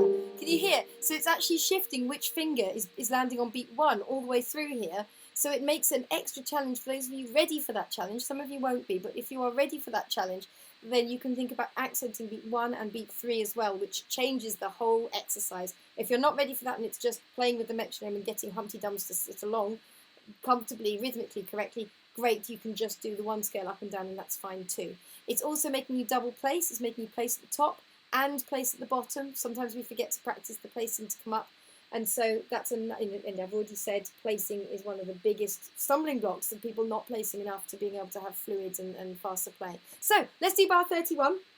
You can do one hand or the other hand. If you've been using right a lot, please use your left. And we're going to do this long, short, long, short. Are you ready? 3E and a, 4E and a, hum, T dum, T hum, T dum, T. We'll stop there. Okay, and now if you were coming back down, you would place to come back down. But let's keep going because we have done this already. Okay, let's do the clip clops. So exactly the same idea. It changes where the accenting needs to go. So if you're a more advanced player, you can play this exercise and put the beat 1s and maybe 3s as accented and all the other fingers quiet, just to give you that more brain to finger control work going on. And if not, you can just play this as a scale, as we did without the music anyway, but this can just remind you visually what we did. Okay, so we're going to go clip, clop, clip, clop, clip, clop, clip, clop. Okay, should we try it? Yeah? Is this slow enough? I hope it's okay. 3. Remember in Rizuku you can speed me up and slow me down. Let's come down the scale as well. 3E and 4E and 1E and 2E and 3E and 4E and 1E and 2E and 3E and 4E and then you go round and round. So you can see why that placing adds another dimension to this. You don't need to do the whole thing. Just do what you're ready for right now. And just add it into your playing, but this is just written out for you to see. Okay, I feel that this is terribly boring, guys, but this is this idea of the swan feet again, isn't it, Rosie? It's this idea of thinking of, you know, these are the things that are going to allow you to be a gracious swan in your playing. So whilst they might feel a bit boring and maybe a bit hard work, it's worth it. Okay, basically now what happens is we do the same thing all over again, but we do it on arpeggios. So you fledglings, you do not need to do 3 octaves. And these hideous looking ledger lines, they're just carrying on the E flat chord. So it's it's E, G, B, isn't it, going up the harp? With the turn of the 3rd finger and then coming back down. Okay, that's all that's going on there, okay? But if you're a fledgling, you can just do 1 octave, okay? That's fine as well. I'm very happy to make this into a more of a fledgling sheet because this has got quite a lot in it. But I don't think you need it. I think this, again, is concept-based. Okay, so let's just try the first one, the left-hand arpeggio. And, you know, we can have the metronome on. We can think 2 and 3 and 4. And should we try that speed? We'll just do the first 4 notes, okay? So we'll think 1E and a 2E and a 3E and a 4E and a 1E and a 2E and a 3E and a 1E and a... I've changed the signature at times into 3-4 there. So with the whole of this exercise, you could do it with 1 per click to start with, and then you can ignore the fact they're crotchets there, the fact that they're quarter notes there, and you can do 2 per click. Oh, you could do 4 per click when you're ready to, okay? Or you can slow it down so that you can be ready to, because we know slow means fast. Then it goes into hands together, so it's just exactly, you know, the same over 3 octaves. So I think we'll just jump that one for a second. Then when you get to 59, we're doing the staggered one, okay? It's this one. So let's just try the first 4 notes of this one, okay? So the left hand's on E, G, B, E, and the right hand is on E, G, B, E. Do you notice there's a problem here? They're fighting it out, aren't they? Okay, who needs it first? The right hand, yeah? So we have to let the right hand have that E, and then the left hand, hover it. Minimal effort, greatest reward. Hover your hand ready, so that as soon as that's played, your thumb can, you can take over and land on that when as soon as the 4 in the right was played. I would do it as you play the next note. Why? Because that will hide any zizzes or buzzes. But then you can just be hovering. So same thing as before with the scales. We're going to go left, right, left, right, left, right, left, right. Okay, if it feels horribly hard, I totally do this. Say out loud, left, right, left, right, left, right. Okay, march up your heart. And we'll just do that, the 1 octave. 3 and 4 and left, right, left, right, left, right, left, right. Okay, and like I said before, be prepared and be comfortable with the concept of just doing a small loop. Just doing left, right, and then placing again. Left, right, or left, right, left, left, right, left. Until it feels okay. Once you get the first 4, I think you'll find the rest flow. Then the next challenge is the turns, which may take some time, okay? So maybe go from 1 octave to 2 and then to 3. Okay, then the tea, coffee, cappuccino, tea, ascending. This gives you dum, da, da, dee, da, da, dum. Okay, this is the tea, coffee, cappuccino. It's that idea of playing slow, slightly faster, and then slightly faster again. 1 per click, 2 per click, 4 per click. So you can have your metronome on when you're doing this, or just put this into anything you're playing, this concept. So we're going to go tea, coffee, cappuccino. Remember to place to come back down. Try it hands together or just one hand, whatever you're ready for. Should we give it a go? Yeah? You ready? Here we go then. 3 E and 4 E and T E and coffee, cappuccino. And then I've given you a beat off there for good behaviour, okay? So you can prepare. And so then you play it a few times maybe in your own time. You're just practicing this idea of joined up placing as well as the moving between the different rhythms to get your speed going. And then I've reversed it. You're going down. Tea, coffee, cappuccino, rest. Tea, coffee, cappuccino, rest. Should we try that one? Again, you're fighting over notes here. So your left is on E, G, B, E, and your right is on E, G, B, E. But the 4th finger and the thumb are battling it out. So who needs it first? Left thumb. Hover with the right, minimal effort, greatest reward. Should we try it? 3 E and 4 E and 1 E and 2 E and then coming back up, and then you could go round again. Yeah? Lovely. Okay. Then we're doing the Humpty Dumpties. Long, short, long, short, long, short, long. So it's just that exercise we've done where we're going long, short, and then we're going to go short, long, and then you'll be able to go. I promise that it sort of really does work like that. If you couple this with the metronome, it does work that way. It's kind of all the bits of the jigsaw puzzle again, isn't it, coming together? So should we try a Humpty Dumpty? And you can do this left or right, and we'll just do 1 octave up and down. I've just written it in lots of times here, so you're having to remember to loop practice, okay? 1 E and 2 E and 3 E and 1 E and 2 E and 3 E and 1. And then you would go round and round. Then it's into the clip clops, and you'll be pleased to know this is the last one because I don't know about anybody else, but I'm exhausted teaching this, so I imagine you're exhausted doing it. Here we go. 3 E and 4 E and clip clop, and then clip clop, and then clip clop, and then clip. Should we do that again? 3 E and 4 E and 1 E and 2 E and 3 E. Then it would go back round. Yeah? And why is that important? You're doing the placing up and down, aren't you, with that? So, just to recap, well done everybody, and well done if you're watching the videos. Thank you for bearing with me on that. So, what it's doing here is I'm tapping into the things that are very useful to practice with our speed and to help us with our flow. Scales and arpeggios. I know people go on about them all the time. It took me years to actually realise why. I'm very slow on the uptake. Hopefully you'll be faster on that than me. But they're in there. So we've got scales separately, scales hands together. Just do 1 octave or do 2 or do 3 if you want to. If you want me to write this out in a more simple way, then actually I'm very happy to do that. It wouldn't take me too long. Then we've got the staggered scale because that's helping with that left, right, left, right, left, right, left, right, processing that. But any of these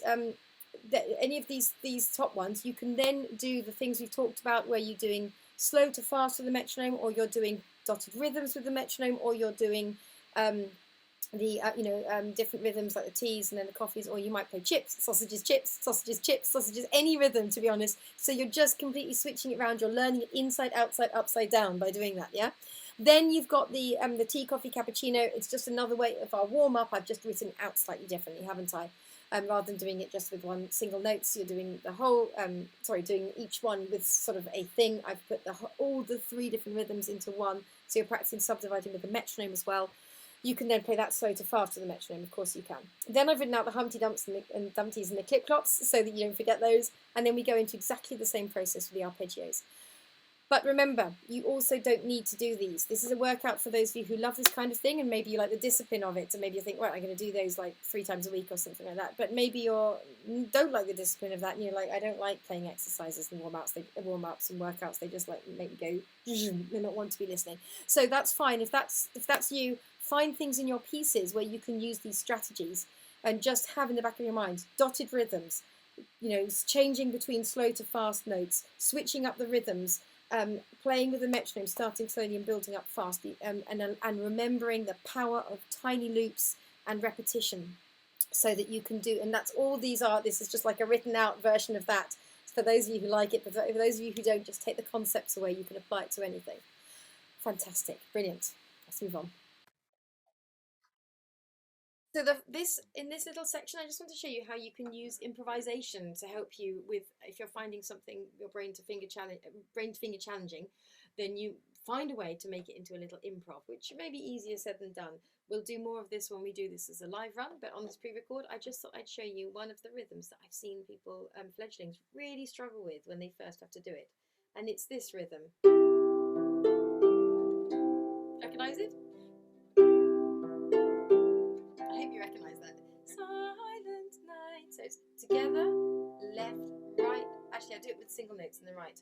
Together, left, right, together, together. So that's, I've seen people find really hard up at the 3 on. I don't like that. Okay. That rhythm there. You don't need to play it with me. I'm just trying to explain to you why it's hard. So why is it hard?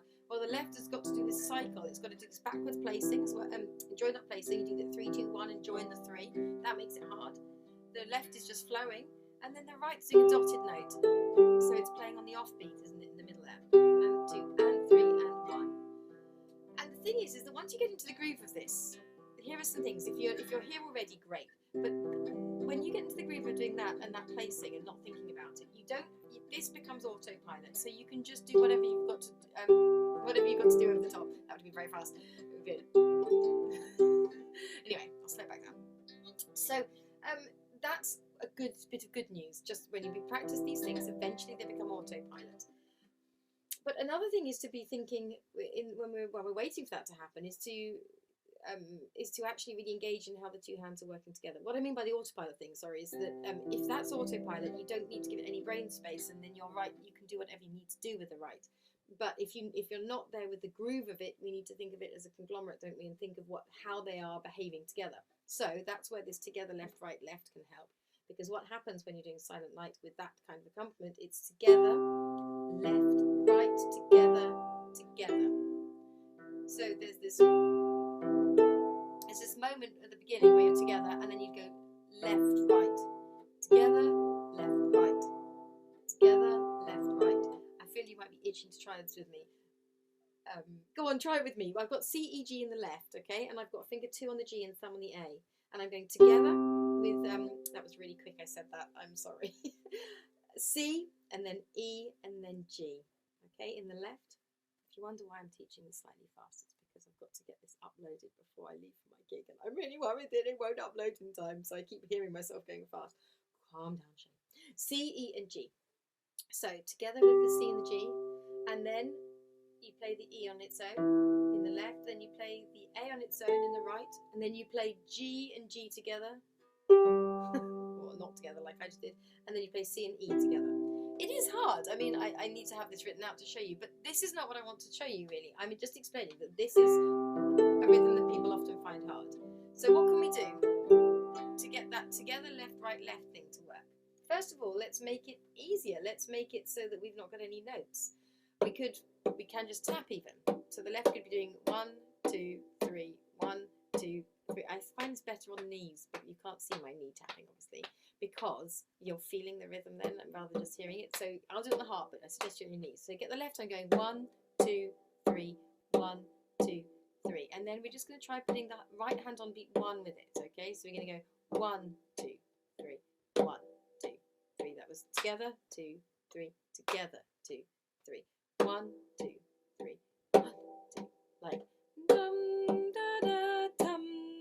Okay, so we're doing that. Then we're going to think dum da. Okay, we just do that first bit. We do together, left, right. Together, left, right. Try on your knees. Together, left, right. Together, left, right. Together, left, right. Dum da dum. Yeah, together, left, right. Together, left, right. If you find this hard, pause the video and rewind me and watch again. Together, left, right. Together, left, right. Together, left, right. Okay, now we're going to go together, left, right. So I'm just going to think about the rhythm. Okay, together, left, right, together. Okay, together, left, right, together. Together, left, right, together. On your legs. Together, left, right, together. Together, left, right, together. Together, left, right, together. Together, left, right, together. Together, left, right, together. So that's like going together, left, right, together, and then you've got to do another together. So together, left, right, together, together. Yeah? Together, left, right, left, together. Ah, hang on. Together, left, right, together, together. I said that wrong. I can't re-record this for now because I've got to keep going. Apologies. Together, so let's just fix that. We did all of it right until that very last moment. Together, we've been doing together, left, right. We did just that bit. Together, left, right. Just try that bit again. Together, left, right again. Together, left, right. And then we're going to go together, together, left, right, together. Together, left, right, together. Okay? Together, left, right, together. Together, left, right, together. Then we're going to think together, left, right, together, together. Okay? Should we try that on your knees? 1, 2, 3. Together, left, right, together, together. Okay? And if you are playing the notes now, you can try it together if you, with a harp. So, but if you take that snippet out, you see, and then you can be practicing it on your knees. Dum, da, dum, dum, dum, da, dum, dum. So you're doing like a little clapping improvisation just to get used to it. Then you could do something like use the white notes of your strings only to try the rhythm.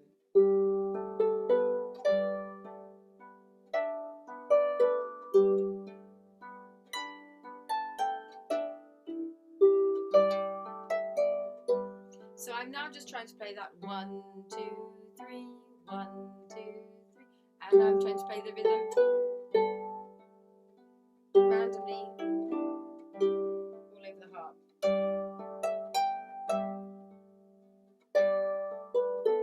So can you hear that side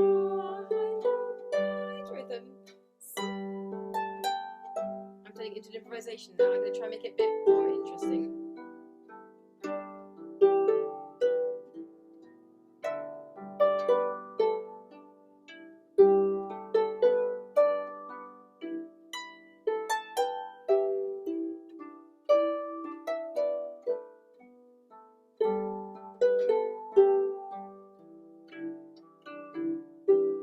So what I tried to do there was I used the white notes because then it puts into pentatonic, so everything kind of sounds okay. I kept the left doing steady beat all the way through, so it's that 1, 2, 3 like that. That idea from yeah. So that repeating pattern in the left, and then I did a dum da da da rhythm all over the harp.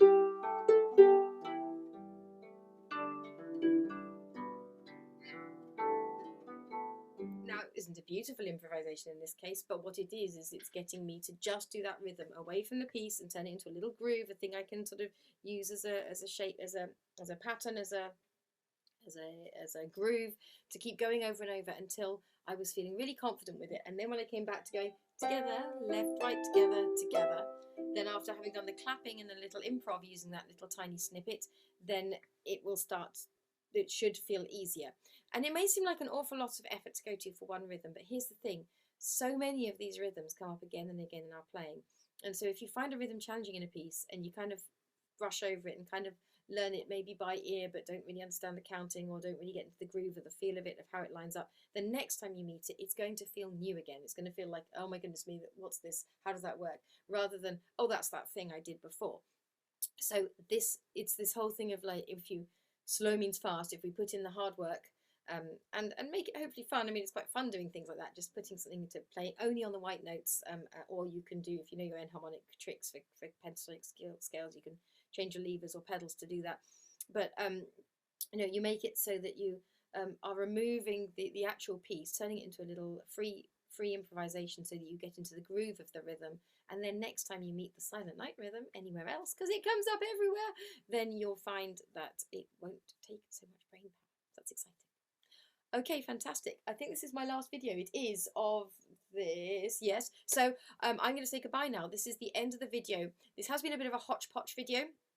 I hope that you have found it enjoyable and useful anyway. When we meet together to do the Wednesday one, if you're coming live, brilliant. If you're not, do watch the replay, because this video has been a collection of, a lot of it's been a collection of previous videos, and so there will be whilst the content will be very similar, it will be delivered with a much more focused way into what this immersion's about, which is getting our brain to finger connection and the challenges that we meet and the challenges that we're going to put on ourselves to be able to beat those as well. And there we are. So fantastic. So in this session we've covered quite a lot. We've gone right from thinking about things for agility and flow. We've done the games. We've talked a little bit about how we can use improvising to help us. We've talked about the conditioning exercises and the hands together challenge, and using dotted rhythms and things like that, which I think is one of the biggest ones of all. There is one sentence actually I think I meant to share at the beginning, which I will share now anyway, which is, I believe that using a metronome, playing scales and arpeggio patterns with endless different rhythms, and then using accenting practice, these give us the ultimate brain to finger control. So perhaps we can talk a little bit more about accenting next time, but hopefully you've got some ins now, and I hope you enjoy the games. Thank you. Bye-bye. And I'm using a different recording device, so there's going to be a delay before I press stop. Bye.